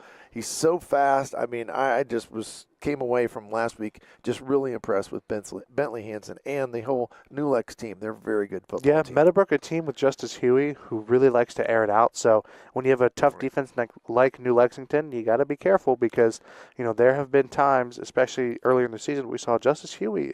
He can turn the ball over. Yes. You don't want to hear that. And in New Lexington's case, you kind of have to play a pretty good defensive game to be able to win that. And then our last game, just on YRP tonight, Tri-Valley, our first look at them on AVC this year, down at Philo. And the Electrics, both teams, these are pretty much locked into the playoffs in their region. But Tri-Valley, they just keep rolling. And I think it's going to be a good test for them because Philo is a very physical team, just as Tri-Valley is. And Philo's going to try to run the football on them. So it'll give Tri-Valley a nice test of their defense. And, of course, Philo had won 4 games in a row until last week when Sheridan took them down. So they are pretty much locked into the playoffs, but it's going to be a lower seed. So we'll see how Philo handles Tri-Valley tonight. Yeah, I mean, Tri-Valley, one of the few undefeated teams that we have in the area. I think when we look at the run that they're trying to make at the playoffs going into Week 8 and everything going on this week, I mean, you want to look at, is your team basically ready to go for the playoffs? Yes. Because you have Week 8, Week 9. Once you hit Week 10, I mean, that's tough because that's most teams around the area, that's a rivalry week. So it's going to be senior nights, all those kinds of things. It's going to be a tough week regardless. Right. So you definitely want to take Week 8 and Week 9. Use that time to say, how playoff ready are we? And I think going up against the Electrics is a good test for them. And the last thing, Brett, we have a winner in our top play of the first half of the season. I'll let you handle the announcement for that. Holy cow, Dave. If I were to tell you that over 850 people voted on, our top play of this first half of the season, first of all, thank you to everyone who voted. Yes, thank you very much. Let me tell you, there was it was a bit different than I expected, but right now, Shenandoah's Braxton Barnett His touchdown pass to House. Barnett to the house. To the house, so to speak. House to the house. Right. He came away with well over 400 votes. Right. So he is going to come away as, our top player for the first half of the season. We will give them, we have a handful of fabulous gift cards picked out right in the Caldwell area. So you're not missing much. Yeah. It's all going to be in that area. We're going to work on getting that to him. So stay tuned for, the day that we get that to them. Exactly. But a big congratulations to Shenandoah and Braxton Barnett and House for, playing good, playing good football, and being our winner of our top play of the first yeah, half of and the season. that touchdown, that was a week 1 play. So that is how we kind of started our year was that long touchdown pass, and kind of showed off, how good Braxton Barnett was for the Shamrocks and is for the Shamrocks. And then, we don't have them on this week, but I believe they will be on next week.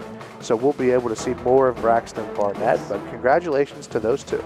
And we're going to take a break right now, but when we come back, we'll talk more about what happened last week and also what's shaping up in the playoffs when we come back to the ABC Sports Halftime Show.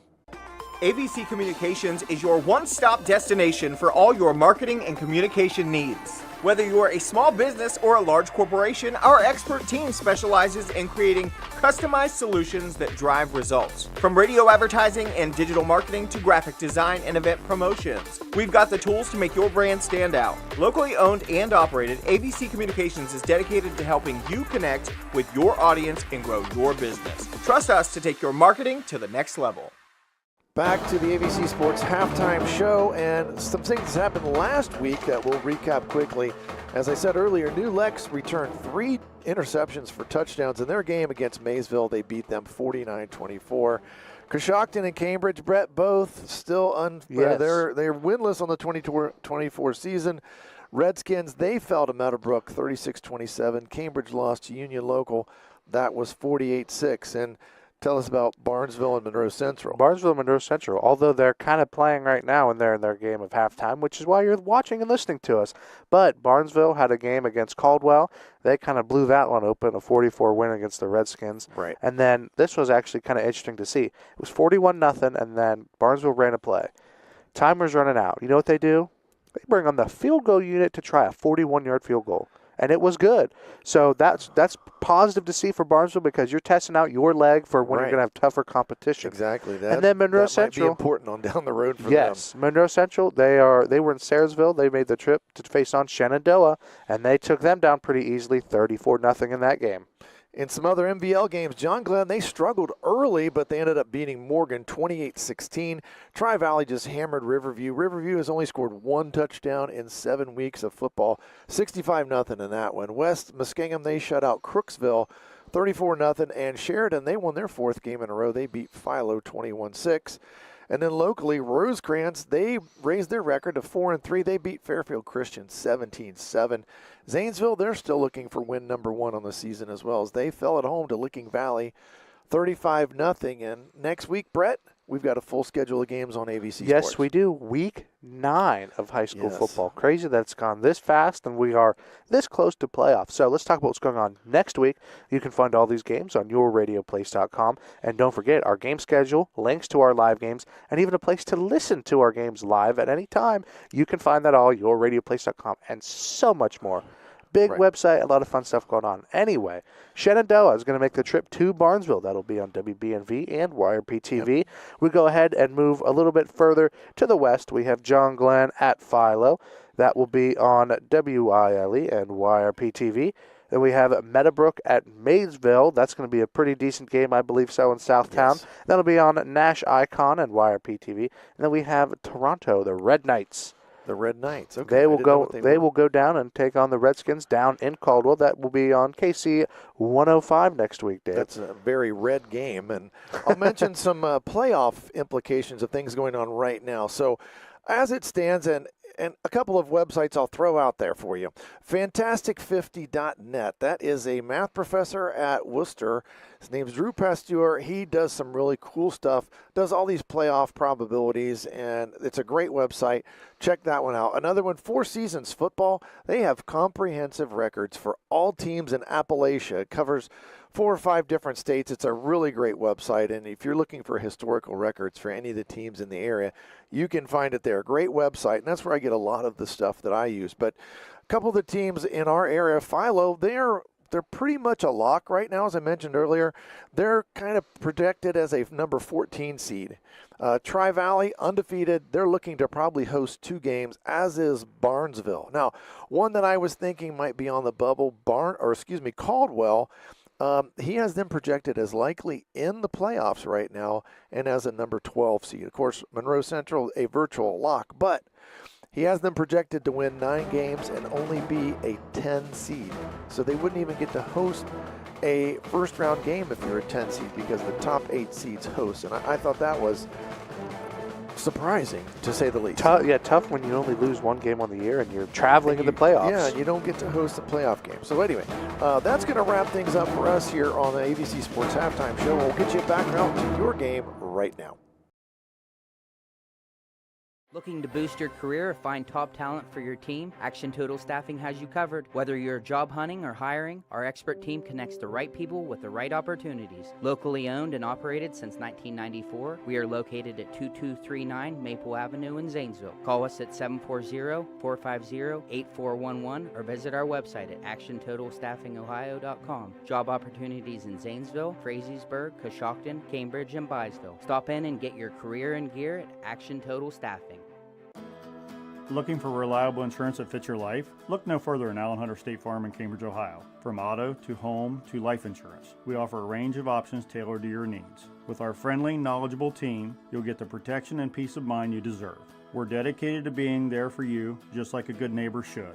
Call Allen Hunter State Farm today and discover how we can help you safeguard your future. Call 740-439-5385. Like a good neighbor, State Farm is there. Today is the day you make changes, the day you have looked forward to, the day you take a step to see the you before addiction. And it all starts right here at the Residence, an in-bed facility that designs your recovery to your needs, 24 hours a day, 7 days a week. I'm Crystal Reynolds for Cedar Ridge Behavioral Health Solutions. Our approach is personal, and it is as individual as your needs. We are here for you. Call 855-692-7247. Custom Vehicles of Zanesville is the local spot for all car, truck, marine, and RV accessories. From remote starts, heated seats, stereo equipment, lift kits, WeatherTech products, tonneau covers, toolboxes, strobe lights, rhino lightings, Z-Bart rust proofing, and undercoating. If it can be found online, they can get it. Stop by their showroom today and see how they can use their expertise to enhance your vehicle.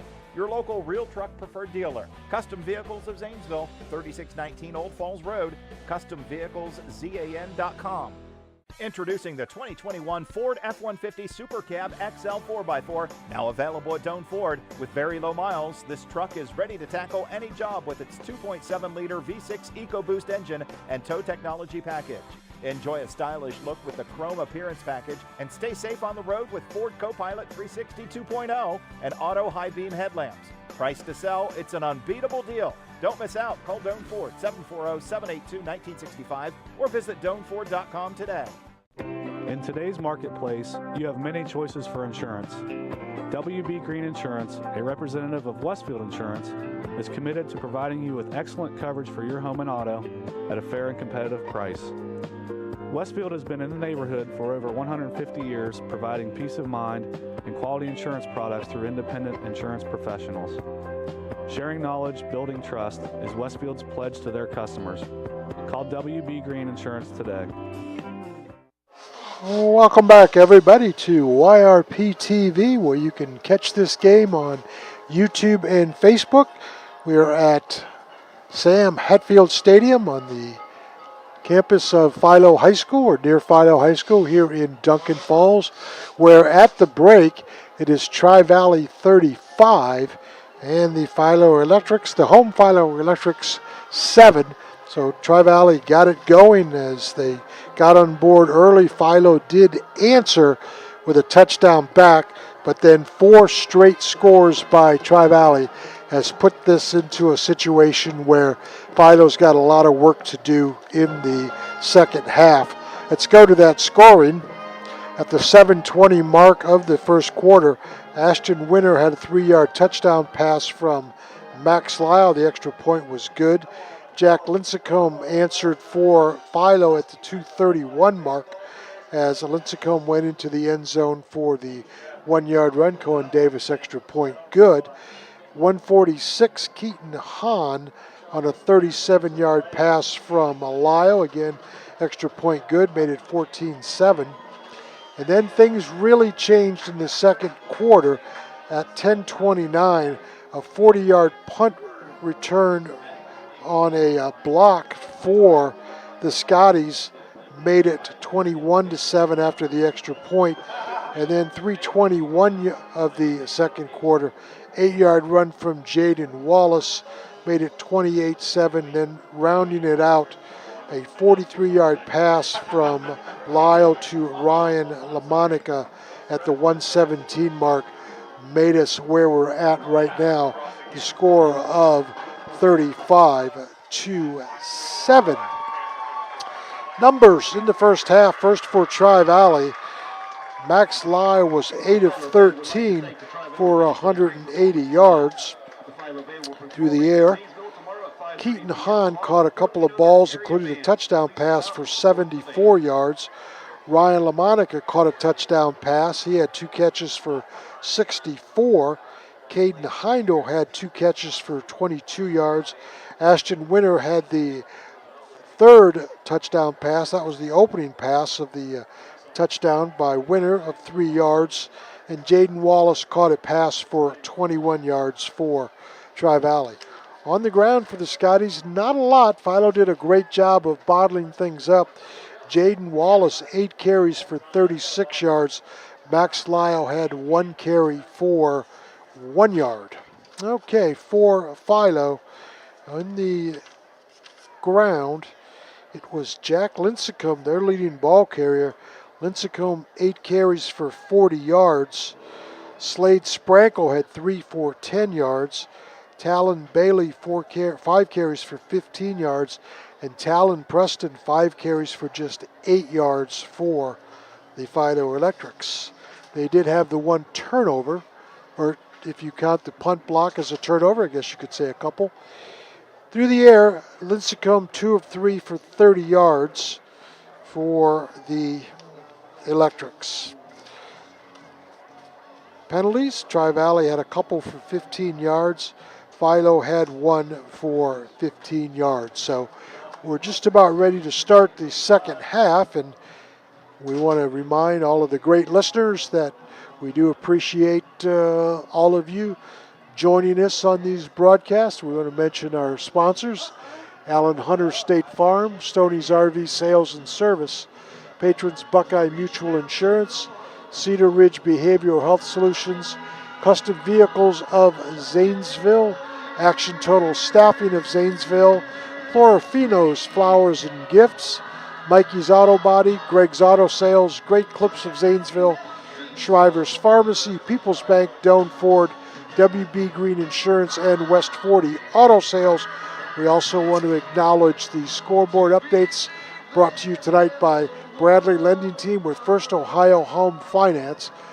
The post-game player of the game from Lock 9 Pizza will be presented, as will the Great Clips of Zanesville play of the game. And as we mentioned just a moment ago, we do appreciate everybody tuning in, listening when they can, and some of the super fans that we want to mention.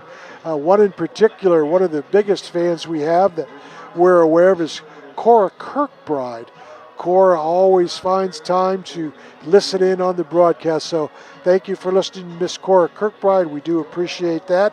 And we're just about ready to start the second half for Philo and Tri-Valley. Tri-Valley pretty much controlled both lines of scrimmage in the first half, and they will hope to do the same thing in the second half, and we'll see what that brings as both teams line up for the kickoff of the second half.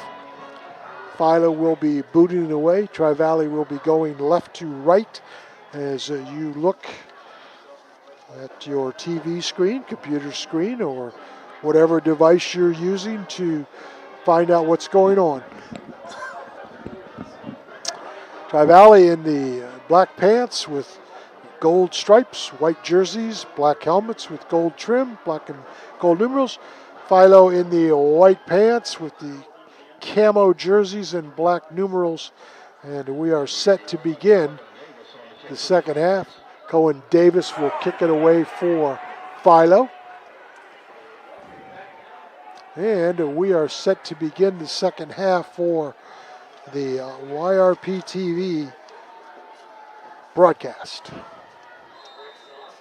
Davis takes his time, sets it away, and off we go. Good kick that time, fielded at the 7-yard line. And straight up the middle come the Scotties, and good running room all the way up to the 45-yard line. So excellent run by Carter Dinan on the kickoff return. Boy, he's an outstanding special teams player. He really does kicking, does returning. He's a very, very good football player, as are a lot of these Scotties. So 1st and 10 for Tri-Valley. They're at their own 46-yard line. 35-7. They lead here in the third quarter. Lyle will be the quarterback. He'll have Jaden Wallace on his left hip.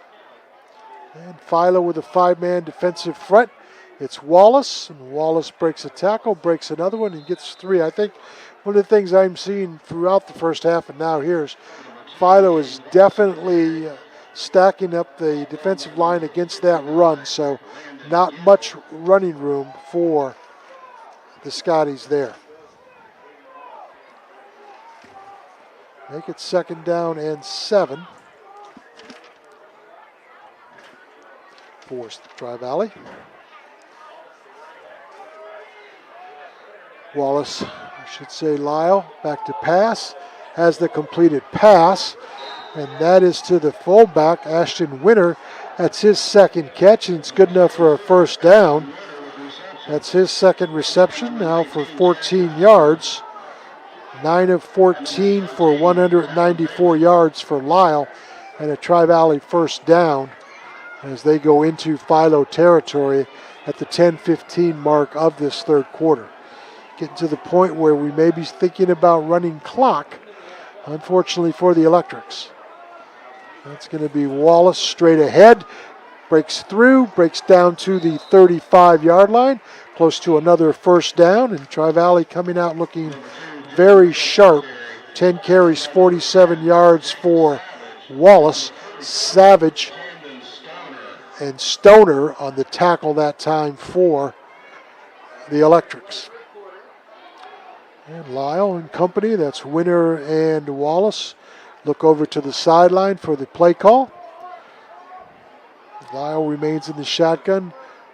Winter, the blocking back. It'll go to Wallace again. Wallace thrown down from behind. I believe he'll be short of the 1st down. So nice job defensively by Braden Bernard for the Electrics and the gang. And make it 3rd down and 1 now for Tri-Valley. Clock moves down to 9:05 to go here in the third quarter. Tri-Valley with the opening kickoff of the second half. They'll go straight ahead with Winter, and he'll have the 1st down. That is Ashton Winter still on his feet, driving the pile up and down, and gets the 1st down, gets 4 yards on the carry. So Winter has his 1st down. Shook and Preston on the tackle that time for the Electrics. 1st and 10 for Tri-Valley. Ball at the 32-yard line of Philo. And let's see what the guys from the Tri-Valley side dial up. It's Winter, scoots, blocks for Wallace. Wallace gets 4 yards. Now Wallace trying to put up a little bit decent numbers here as he's now up to 12 carries for 53 yards for Jaden Wallace. 2nd down and 6 make it 7 for Tri-Valley. Savage on the tackle that time for the Philo Electrics. So 2nd down and 7 for Tri-Valley. They've had the football this entire third quarter down to 7:45. Lyle back to pass, looks to the end zone, touchdown. Oh, and there's a flag down. That's going to come back. That's going to be holding against Tri-Valley. Ooh, that's a little bit of a kiss. So tough call goes against the Scotties as they're going to be knocked back 10 yards. It's going to be the 3rd penalty for 25 yards and take away the touchdown pass. So it's going to be 1st down and 20 now for the Scotties.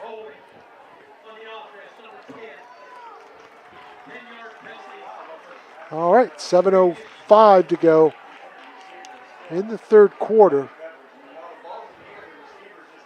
And Tri-Valley will stay with the possession at the Philo 39-yard line.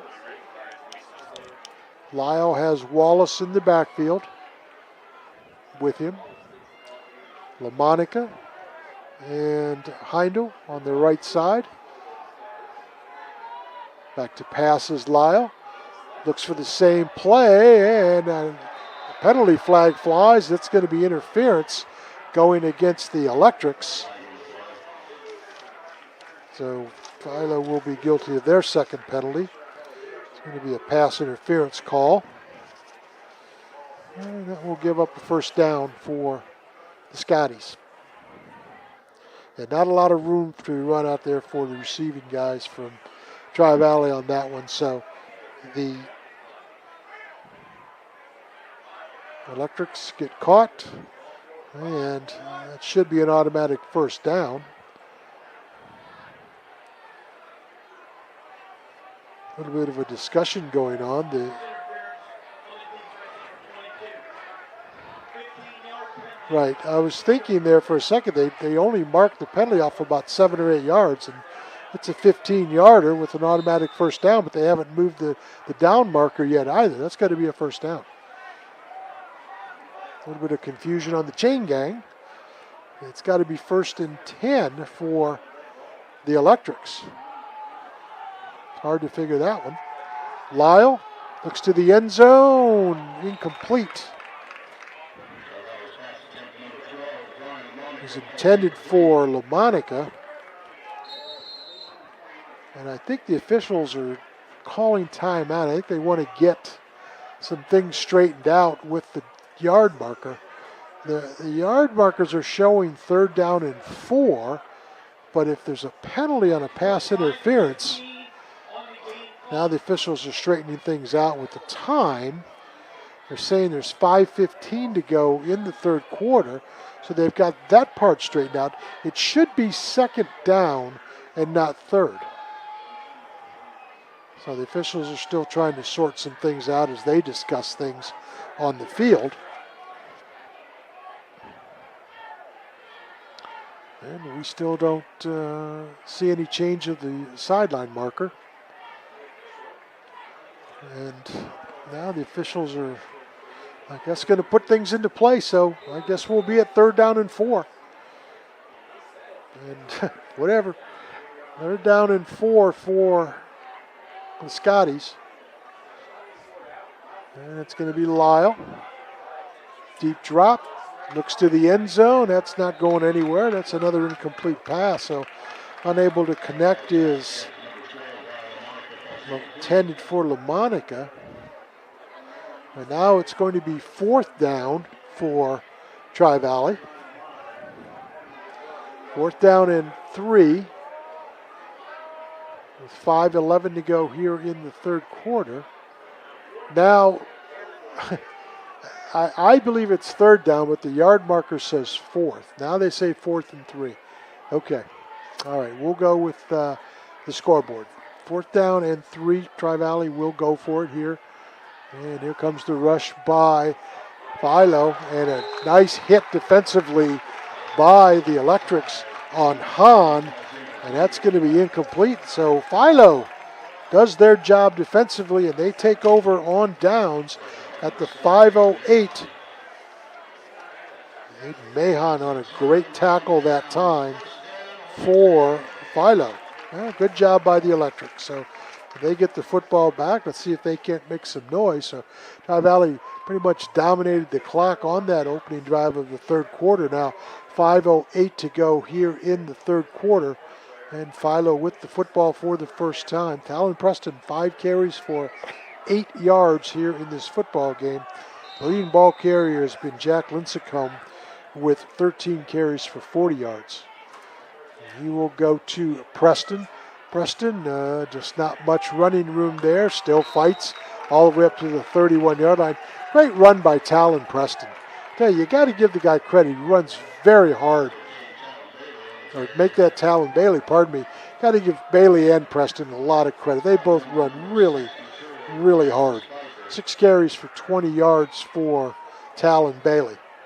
Now make it second down and 5 for Philo. 4:35 to go here in the third quarter. Lincecum will go again. And again, not much running room there for Philo in the backfield. That's Bailey again. Bailey for 3. So third down and 2 now for the Electrics. 4 minutes to go, moving clock in the third quarter. Third down and short for the Electrics. They keep Preston as one of the wideouts. Bailey as the lone back for the Electrics. Lincecum will hand to Bailey. Oh, Lincecum will keep it himself. He's got running room along the sideline, crosses midfield and all the way down to the 43-yard line. Excellent run, 21 yards that time by Jack Lincecum and the first down. Boy, he fooled everybody. That one did. Good job by Lincecum. Good play call by the Electrics. So first and 10 for Philo. 3:35 to go here in the third quarter. Tri-Valley a little stunned right there. Nice big play by the quarterback Lincecum. 14 carries, 61 yards for Lincecum. Preston remains as one of the wideouts. Lincecum will go again to Bailey, and Bailey stopped right at the line of scrimmage, gain of a couple. Talon Bailey, 8 carries, 25 yards to go here in the third quarter. There is 3 minutes and 2 seconds on that clock. And it looks as though at this point they're going to try and keep Talon Preston as one of the wideouts, as they have gone with Talon Bailey in the backfield as the single back, have the Electrics. Preston is the lone wideout on the left side for Philo. Make it second down. Bailey again. Not much running room. Gain of, let's give him 3. So Talon Bailey keeps it moving. Make it third down and 6 with 2:25 to go here in this quick moving third quarter. Both teams have only had the football this one time. Very few penalties, very few stops of play, and it's gone quickly. Third down and 6 for the Electrics. Need a first down here. Does Philo. Lincecum has been the big guy on the ground tonight for the Electrics. He may keep it here. Instead, he will go with Bailey. Bailey a gain of a couple. 10 carries, 31 yards now for Talon Bailey. So decision time for the Electrics. I don't think there's much of a decision here. They're pretty much going to have to go for it. It's going to be 4th down and 5 for Philo. And they are at the Tri-Valley 38-yard line. The clock at 1:30 to go here in the third quarter. 35-7 Tri-Valley leads in this one. And a big play coming up for the Electrics. See if they can keep the drive going, as they have it 4th down and 5 in Tri-Valley territory. Back to pass is Lincecum. Rolls, cuts back to his left. He's got some room down to the 40, to the 35. Thrown out of bounds. This should be a late hit. Nope, not a late hit, but Lincecum clearly was thrown out of bounds, and somebody was grabbing on even as he did that, but he gets the first down. Excellent run that time by Jack Lincecum. Give him 14 on the carry and make it 1st and 10 for the Electrics at the Tri-Valley 28-yard line. How about Tri-Valley with their backs to the wall, and Philo looking sharp. The officials now they do stop the clock. They should be with the score, I should say the time situation and going out of bounds. Lincecum will go with Bailey. Bailey, big run, going through the line, down to the 4, make it the 7-yard line. Wow, Talon Bailey with an outstanding run. So Philo, a little bit of pep juice going in that line there. The Electrics bust a couple of big ones, bang, bang. So Philo, a much needed first down again. And Talon Bailey, 11 carries, 47 yards. For Jack Lincecum, 75 yards on 15 carries. So they have carried the load tonight for the Electrics, have Lincecum and Bailey. 1st and goal for the Electrics at the 8-yard line. That's Lincecum. He will give to Bailey. Bailey to the line of scrimmage, and that will do it for Talon Bailey. And that will most likely end the third quarter of play. And we've got an injured player on the field for, it looks like one of the guys from Philo, so we will have a momentary timeout. It looks like to be a cramp, so the situation is for the Electrics, they're going to have it with 16 seconds to go. They're going to have it 2nd down and goal for Philo. And well, let's see. We'll take a quick break here. When we come back, we'll wrap up the final 16 seconds. We'll be back in just a minute. Looking to boost your career or find top talent for your team? Action Total Staffing has you covered. Whether you're job hunting or hiring, our expert team connects the right people with the right opportunities. Locally owned and operated since 1994, we are located at 2239 Maple Avenue in Zanesville. Call us at 740-450-8411 or visit our website at actiontotalstaffingohio.com. Job opportunities in Zanesville, Frazeysburg, Coshocton, Cambridge, and Byesville. Stop in and get your career in gear at Action Total Staffing. High school football from AVC Sports and WILE Cambridge, 107.9 Cambridge, 98.5 Zanesville, Nash Icon.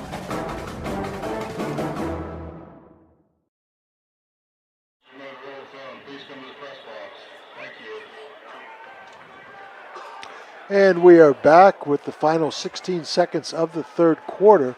The Electrics have it, and the clock is now moving, so see if Philo can't punch it in to make this thing a little bit more interesting. Lincecum will pitch to Bailey. Bailey inside the 5, still on his feet, just about a yard short of the end zone, and that is where we will end the third quarter. So after 3, the score, the Philo Electrics trail Tri-Valley 35-7. We'll be back in just a minute.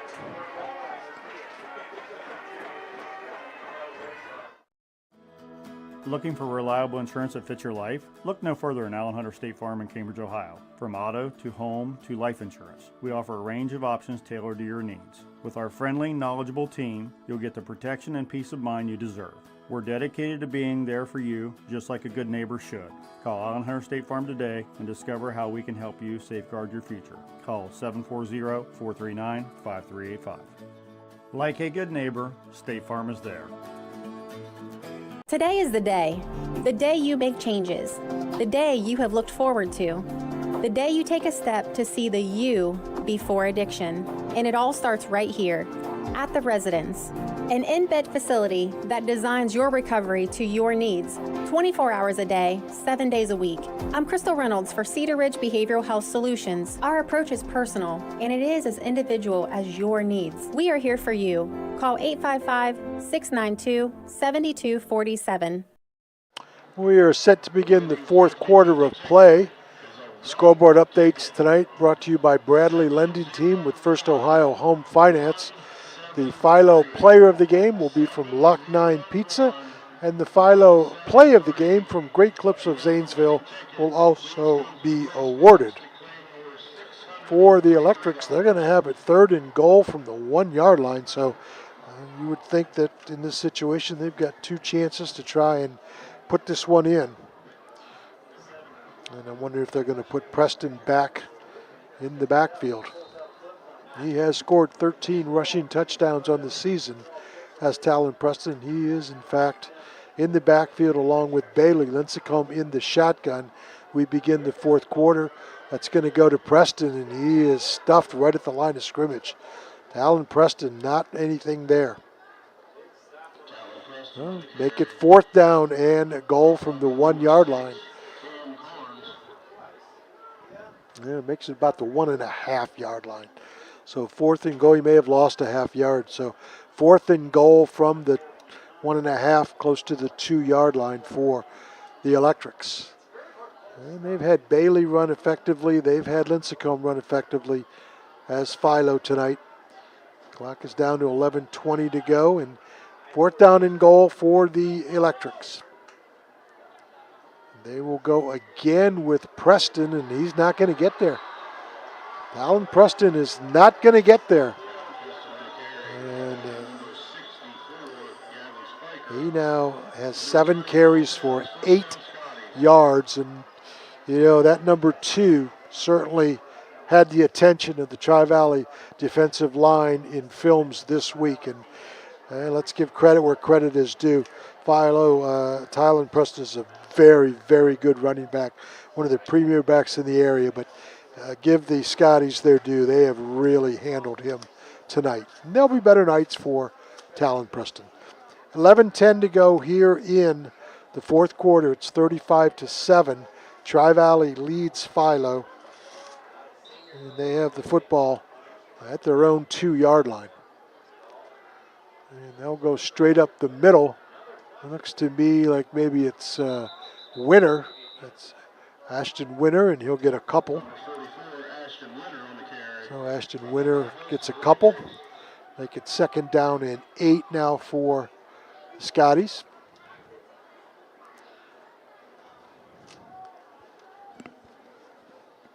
Looking over to the sidelines is Lyle in the group. 10:40 to go, fourth quarter, 35-7. Tri-Valley leading Philo. There have been no scores here in the second half. Lyle looks to the sideline. What a great catch that time by, I think it's LaMonica. Are they going to signal he was out of bounds? They do. Boy, that was a really, really good throw. Nearly a really good catch.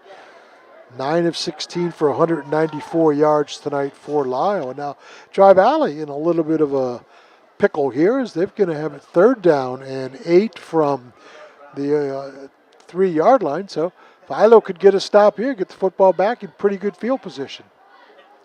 A big play of the night then for both teams. Lyle back to pass.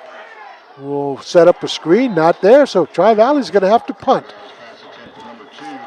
It was intended for Cade Heindel, and it's going to be fourth down, and Tri-Valley will punt the football away.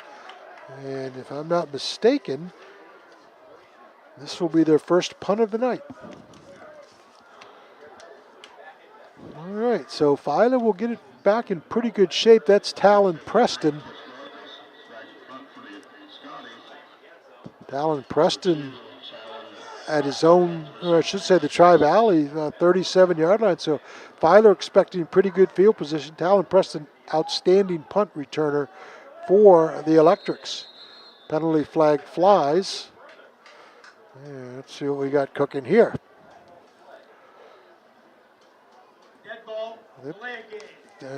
So Tri-Valley gets caught on the hanging around too long, waiting for snap the football. And so they will try again. When it's half the distance and you're at the 4 yard line, that's not much of a penalty. Fourth down again. Preston set up around his 35-yard line. Here's the punt. It's away from Preston. He's going to let it go over his head, and that's going to go all the way to the Philo 45-yard line. And that is going to be a 57-yard punt for the Tri-Valley Scotties. And that's just a pretty good punt. I don't care what you say. All right, so Philo with the football back. And at the 10-11 mark, the Electrics see if they can't get something going here. As we said, we've had a scoreless second half. It was 35-7 at the break. So Philo defensively has done an outstanding job. And keep in mind, they did go down to have it inside the 5-yard line with a couple of cracks at the goal line. Couldn't get it done. So Philo has moved the football here in this second half. They just need to see if they can't get a score in. I think the officials are giving the guys some extra time here before they put the ball back in play. It's going to be 1st and 10 for Philo at their own 44-yard line. Tri-Valley on the field and set to go, and the officials, as I say, giving the guys a little bit of extra time here for reasons unknown to only them. Now, Philo breaks the sideline huddle. And they're up to the line of scrimmage. Let's see, Talon Preston will stay as a wide receiver. Talon Bailey will stay in the backfield as the lone back with Jack Lincecum in the shotgun. 3 receivers to the right, and Preston by himself on the left. It's going to be Lincecum on the keeper. Once again, good running, gain of about 3 yards for Jack Lincecum. LaMonica on the tackle that time for Tri-Valley at the 9:50 mark. Electrics will have a 2nd down and 7. 16 carries, 78 yards tonight for Jack Lincecum on the ground. He's also passed just 3 times for 30 yards. 2nd down and 7 for the Electrics. Lincecum looks to pass, and he is thrown down. Yeah, he just didn't have set up what he wanted. And McClellan on the tackle that time for Tri-Valley. Loss of 3 back to the original line of scrimmage. So 3rd down and 10 for the Philo Electrics at 9:10 of the 4th quarter. And most likely passing situation here for the Electrics. Tri-Valley has gone to a 3-man defensive line. So they've employed some extra linebackers in. And I think they're trying to stop perhaps that short passing game for Philo. Now the officials stop play as Philo's going to take a timeout. All right, with that being said, let's give a quick look at our sponsors tonight. West 40 Auto Sales, WB Green Insurance, Doane Ford, People's Bank, Shriver's Pharmacy, Great Clips of Zanesville, Greg's Auto Sales, Mikey's Auto Body, Florafino's Flowers and Gifts, Action Total Staffing of Zanesville, Custom Vehicles of Zanesville, Cedar Ridge Behavioral Health Solutions, Patrons Buckeye Mutual Insurance, Stoney's RV Sales and Service, and Allen Hunter State Farm. Play of the game tonight brought to you by Great Clips of Zanesville. The player of the game brought to you by Lock 9 Pizza. And we also want to acknowledge Bradley Lending Team with First Ohio Home Finance for scoreboard updates. So the Electrics do have the football with 8:45 to go here in the 4th quarter, trailing by the score of 35-7 after the timeout. Bailey will stay in the backfield. Lincecum obviously still at center in the shotgun. And now Tri-Valley up a little bit closer on the line of scrimmage. Lincecum, deep drop, throws the ball, intercepted by Tri-Valley. I believe that's LaMonica. And let's see if they give LaMonica the pick. No indication yet. The officials are still talking it out. Tri-Valley seems to think they have the football. And the officials have not yet decided whether it's an interception. Keep in mind, we do not have replay at the high school level. Now they say it is a pick. So Tri-Valley gets the football back on the Jack Lincecum interception. All right, so Tri-Valley with the football back at the 8:39 mark of the football game. And couple of animated Philo supporters, not happy with the officiating crew. What a surprise. Always amazes me when you're losing. It's always the official's fault. 8:39 to go, fourth quarter. It's going to be Jaden Wallace. Wallace breaks a tackle, breaks another, gets up to the 41-yard line. 6-yard carry for Jaden Wallace. 13 carries for 59 yards for Jalen Wallace. Braden Bernard on the tackle that time for the Philo Electrics. 8:15 to go, fourth quarter. Tri-Valley, after picking the football off, Ryan LaMonica on a pass from Jack Lincecum. Now has Tri-Valley back in business. Second down and 4. They'll go with Wallace again. Turns the corner, turns on the Jets, gets 5, gets enough for the first down. 14 carries for 64 yards for Jaden Wallace and a Tri-Valley first down. Preston on the tackle for the Philo Electrics. Ball at the 44-yard line of Tri-Valley, their own 44. Clock moving down to 7:45 to go here in the fourth quarter. No scoring, as we said, in the second half. Philo's done a really good job defensively of these Electrics. That's Wallace one more time. Turns on the speed and gets about 3 yards. Jaden Wallace, 15 carries now for 67 yards for Wallace. Second down and 7 for Tri-Valley. Philo's done a great job defensively on the rush tonight. Just 74 yards of rushing tonight for Tri-Valley. Very good numbers for Philo defensively. Matter of fact, you take away the short field on the fumble, you take away the blocked punt, and this is a pretty competitive game. Instead, it's 35-7. Back to passes. Lyle has a completed pass to Winner, and a penalty flag flies. Ineligible player downfield. Oh my, we haven't seen that. Let me think about what year is this? This is 2024. I don't think I've seen a high school ineligible downfield in. It's been a minute. Can't even recall. Doesn't matter. Tri-Valley gets a strange downfield, illegal man downfield on the completed pass, which would have been a first down. So, hey, you got to call something, right? All right, second down for Tri-Valley. 6:50 to go here in the fourth quarter.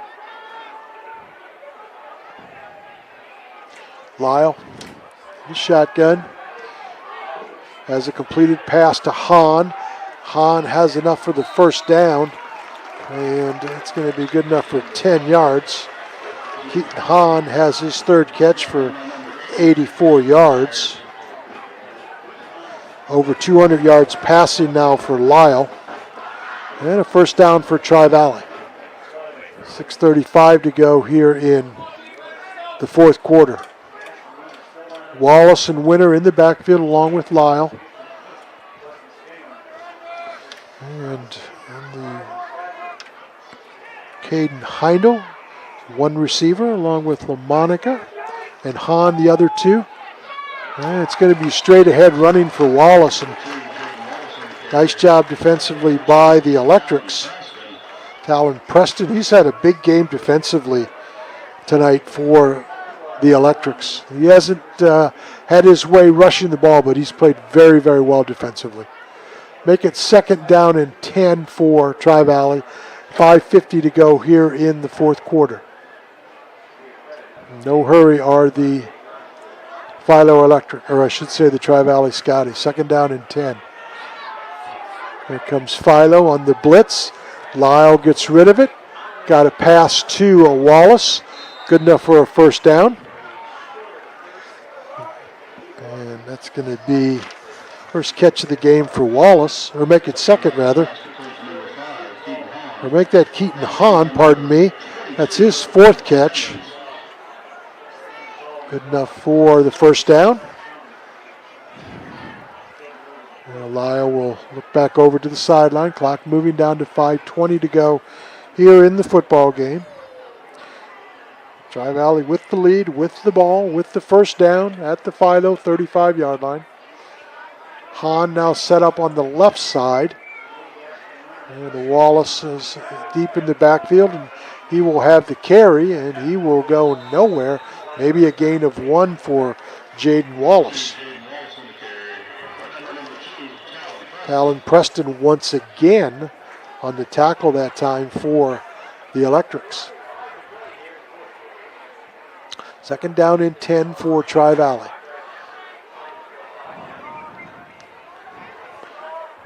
Wallace lone back on the left side of Lyle.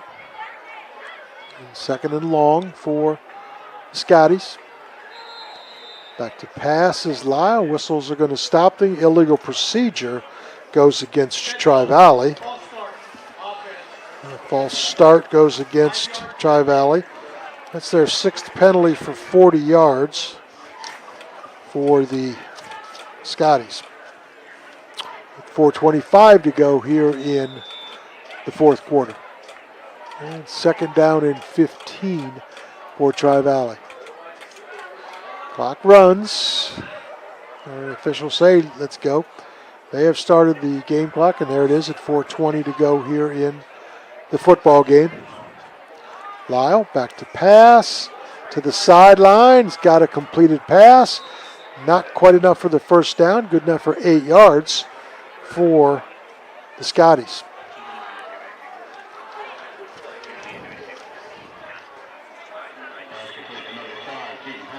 Keaton Hahn with the reception that time. It's his 5th catch for 102 yards. So third down and 2 now for Tri-Valley. 4 minutes and a couple of seconds to go here in the fourth quarter. Very few possessions in this second half for either team. A lot of long drives. Lyle under center will go straight ahead to Winner. And a Winner thrown around. I think he has enough for the first down. As Ashton Winner, that's his 3rd carry for 8 yards. And let's see, yep, they give him the first down. So Tri-Valley will stay with the football. They'll have it 1st and 10 at the Philo 25-yard line, down to 3:50 to go here in the football game. Winner and a Wallace along with Lyle in the backfield. Keaton Hahn, the lone receiver on the left side. Along the right side, lone receiver is Ryan LaMonica. So a couple of tight ends for blocking purposes. And they will go with Wallace. Wallace gain of a couple. That's his 18th carry for 72 yards. 3:20 to go here in the fourth quarter. Tri-Valley 35, Philo 7. You're listening to high school football on YRP TV, YouTube, and Facebook. Second down for the Scotties. They like to run this play clock down. And they certainly have done a very good job of mastering the clock tonight, has Tri-Valley. Second down for Tri-Valley. They'll put Winner in motion and break Wallace to the right side where he'll gain about 4. 19 carries, 76 yards for Wallace. And the clock continues to roll down. It's now 3rd down and 6. 3rd down and 6 for Tri-Valley. Watch Hahn in this situation. He has single coverage on the left side. Play clock rolling down to 10 seconds.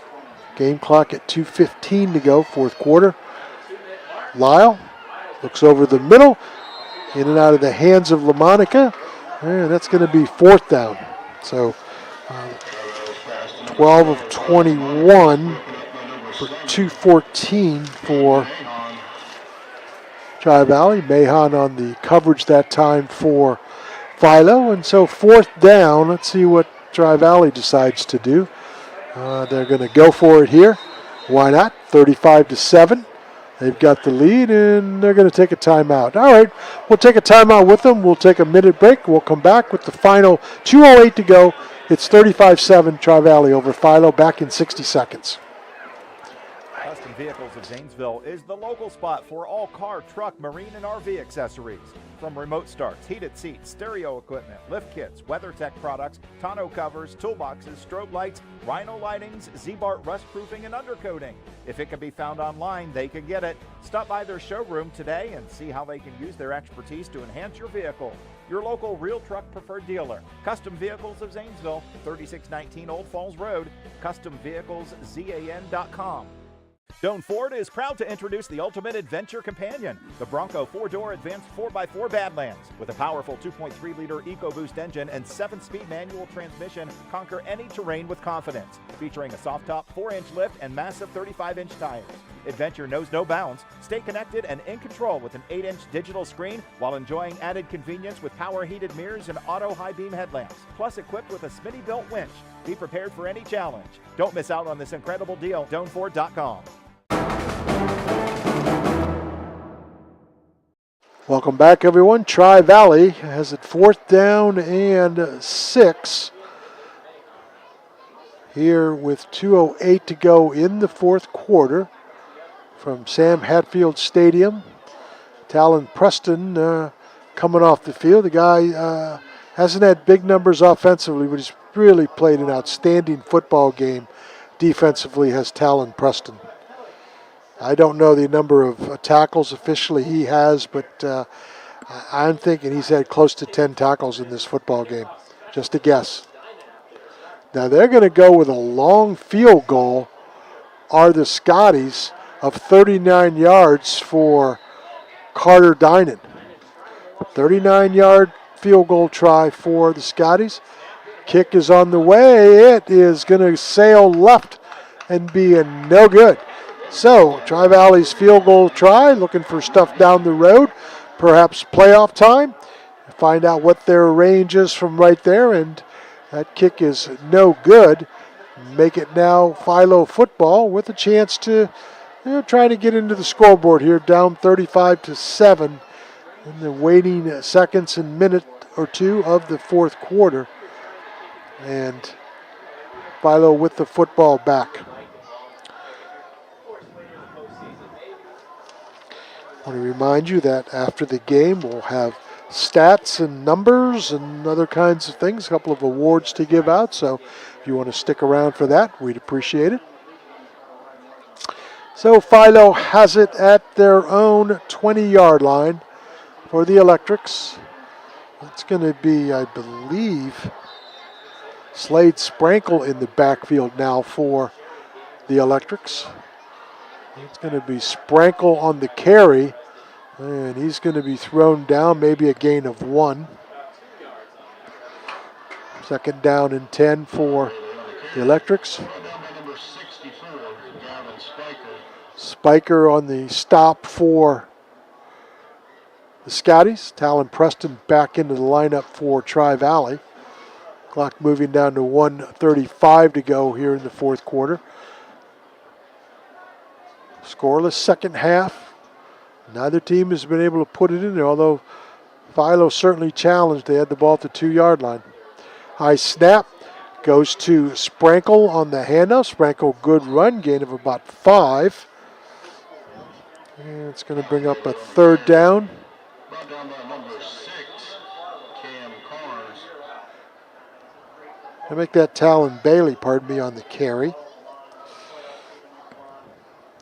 That's Bailey's 14th carry for 58 yards. Under a minute to go here in the 4th quarter. 3rd down for the Philo Electrics. And they're in no hurry. I think they realize that for tonight only, Tri-Valley's the better team, and they certainly deserve to win this one. Let's go in the shotgun. He will go again on the handoff. And that's Talon Bailey again on the carry. He'll be a little bit short of the 1st down. Talon Bailey. It's going to be good enough for the 1st down, so Talon Bailey has his 15th carry for 64 yards for Talon Bailey. Down to 25 seconds to go here in the fourth quarter. Pitch to Bailey again. Bailey up to the 35-yard line, 36-yard line, and gain of another 6 yards for Talon Bailey. Well, Talon Bailey's had a pretty good night. And that, my friends, is going to do it. That is going to end the football game, where tonight the Tri-Valley Scotties will come into Duncan Falls Sam Hatfield Stadium and walk out of town with a 35-7 victory. We'll remind everybody that our team of sponsors tonight have been Allen Hunter State Farm, Stoney's RV Sales and Service, Patrons Buckeye Mutual Insurance, Cedar Ridge Behavioral Health Solutions, Custom Vehicles of Zanesville, Action Total Staffing of Zanesville, Florafino's Flowers and Gifts, Mikey's Auto Body, West 40 Auto Seals, WB Green Insurance, Doan Ford, People's Bank, Shriver's Pharmacy, Great Clips of Zanesville, and Greg's Auto Sales. We'll step aside, take a break. When we come back, we'll wrap it up. So, again, final score, Tri-Valley 35, Philo 7. Join us Saturday, October 19th from 9 a.m. to 3 p.m. for Florafino's Red Carpet Customer Appreciation Day. Enjoy door prizes and giveaways with DJ Curtis from 9 to noon and coffee from Grace and Grounds on us. Don't miss taking pictures with Santa from 11 a.m. to 1 p.m. and enjoy cookies from Mrs. Claus. Plus, grab a complimentary rose and a free gift with purchase. Help us fill our toboggan tree by donating new hats and gloves for local kids. And remember, 20% off all sales will go to a local military organization. There's something about a fresh haircut from the friendly, skilled stylists at Great Clips that just makes life, well, greater. The sun shines brighter, your step feels springier, even your jokes are funnier. And the best part? When you use Great Clips online check-in, you can get in for a haircut without having to rearrange your day or your budget. Download the app today and start feeling that much greater in just a few taps. Great Clips. It's gonna be great. Greg Motor Sales, located at 2840 South River Road in Zanesville, would like to wish all the local high school athletes good luck with their upcoming season. At Greg Motor Sales, they sell used cars starting at $39.95 and up and have financing options available. If you're looking for your next affordable and reliable car, give Greg Motor Sales a call at 740-454-7060 or visit their website, gregsmotorsales.net. For exceptional auto body repairs, visit Mikey's Auto Body at 1934 Neal Avenue. We're a faith-based company offering 20 years of trusted experience. Enjoy up to half off your deductible with seamless services with all insurance providers. Count on our skilled team for high-quality, honest repairs. Drive with confidence. Choose Mikey's Auto Body for all your repair needs. Give us a call today at 740-319-1550. Patrons Buckeye Mutual Insurance Company is a proud supporter of high school football. Contact one of the 42 agencies writing for Patrons Buckeye for a quote from your local insurance company covering Ohio. Whether you need coverage for your home, mobile home, cabin, seasonal home, a garage, or even farm equipment, Patrons Buckeye Mutual Insurance Company is located in Caldwell, Ohio, and can help. Visit our website, patronsbuckeye.com.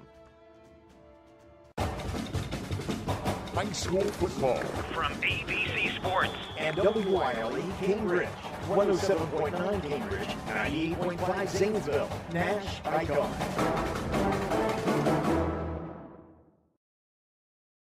And welcome back, everybody, where tonight the Tri-Valley Scotties come to town and they improve to 8-0 on the season as they defeat the Philo Electrics by the score of 35-7.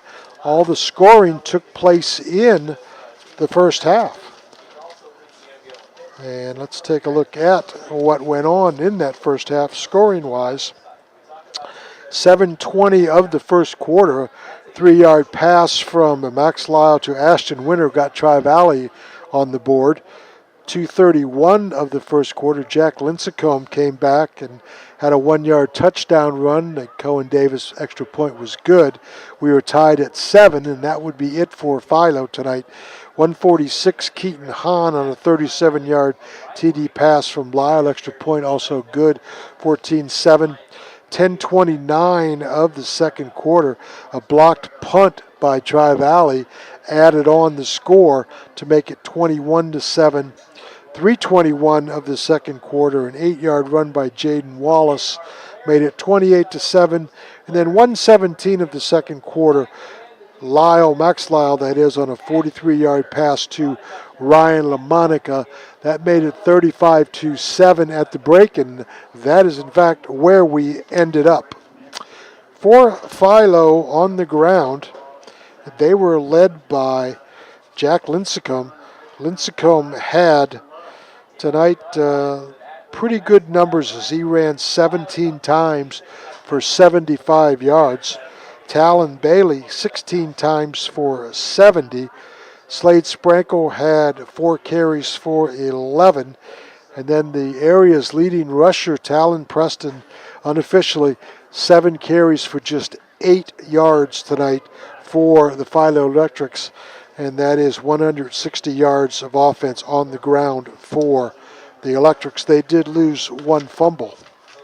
Through the air, Lincecum was 2 of 3 for 30 yards, and he also threw an interception, did Jack Lincecum.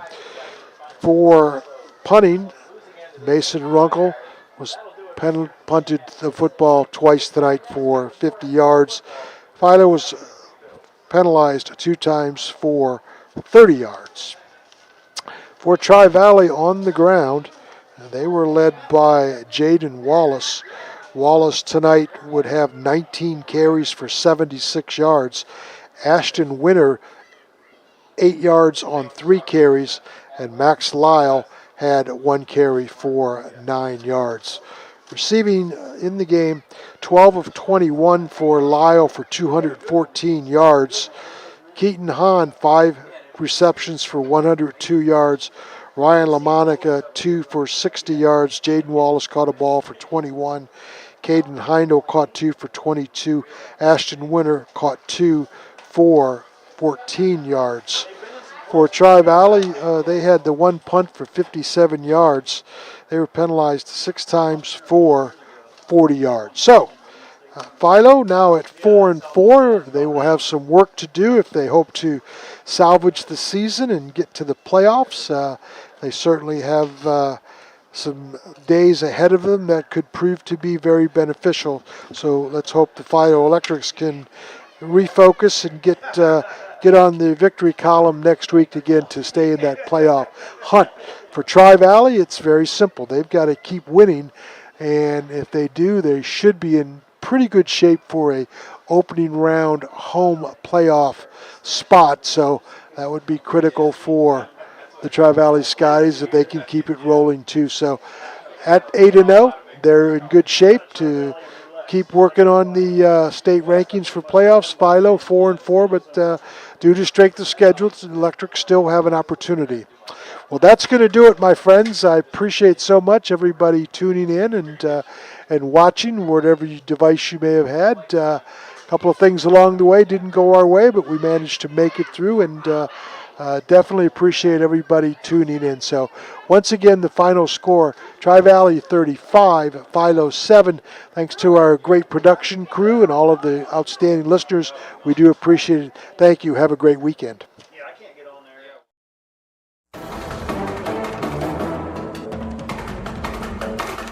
You've been listening to High School Football, a presentation of AVC Sports.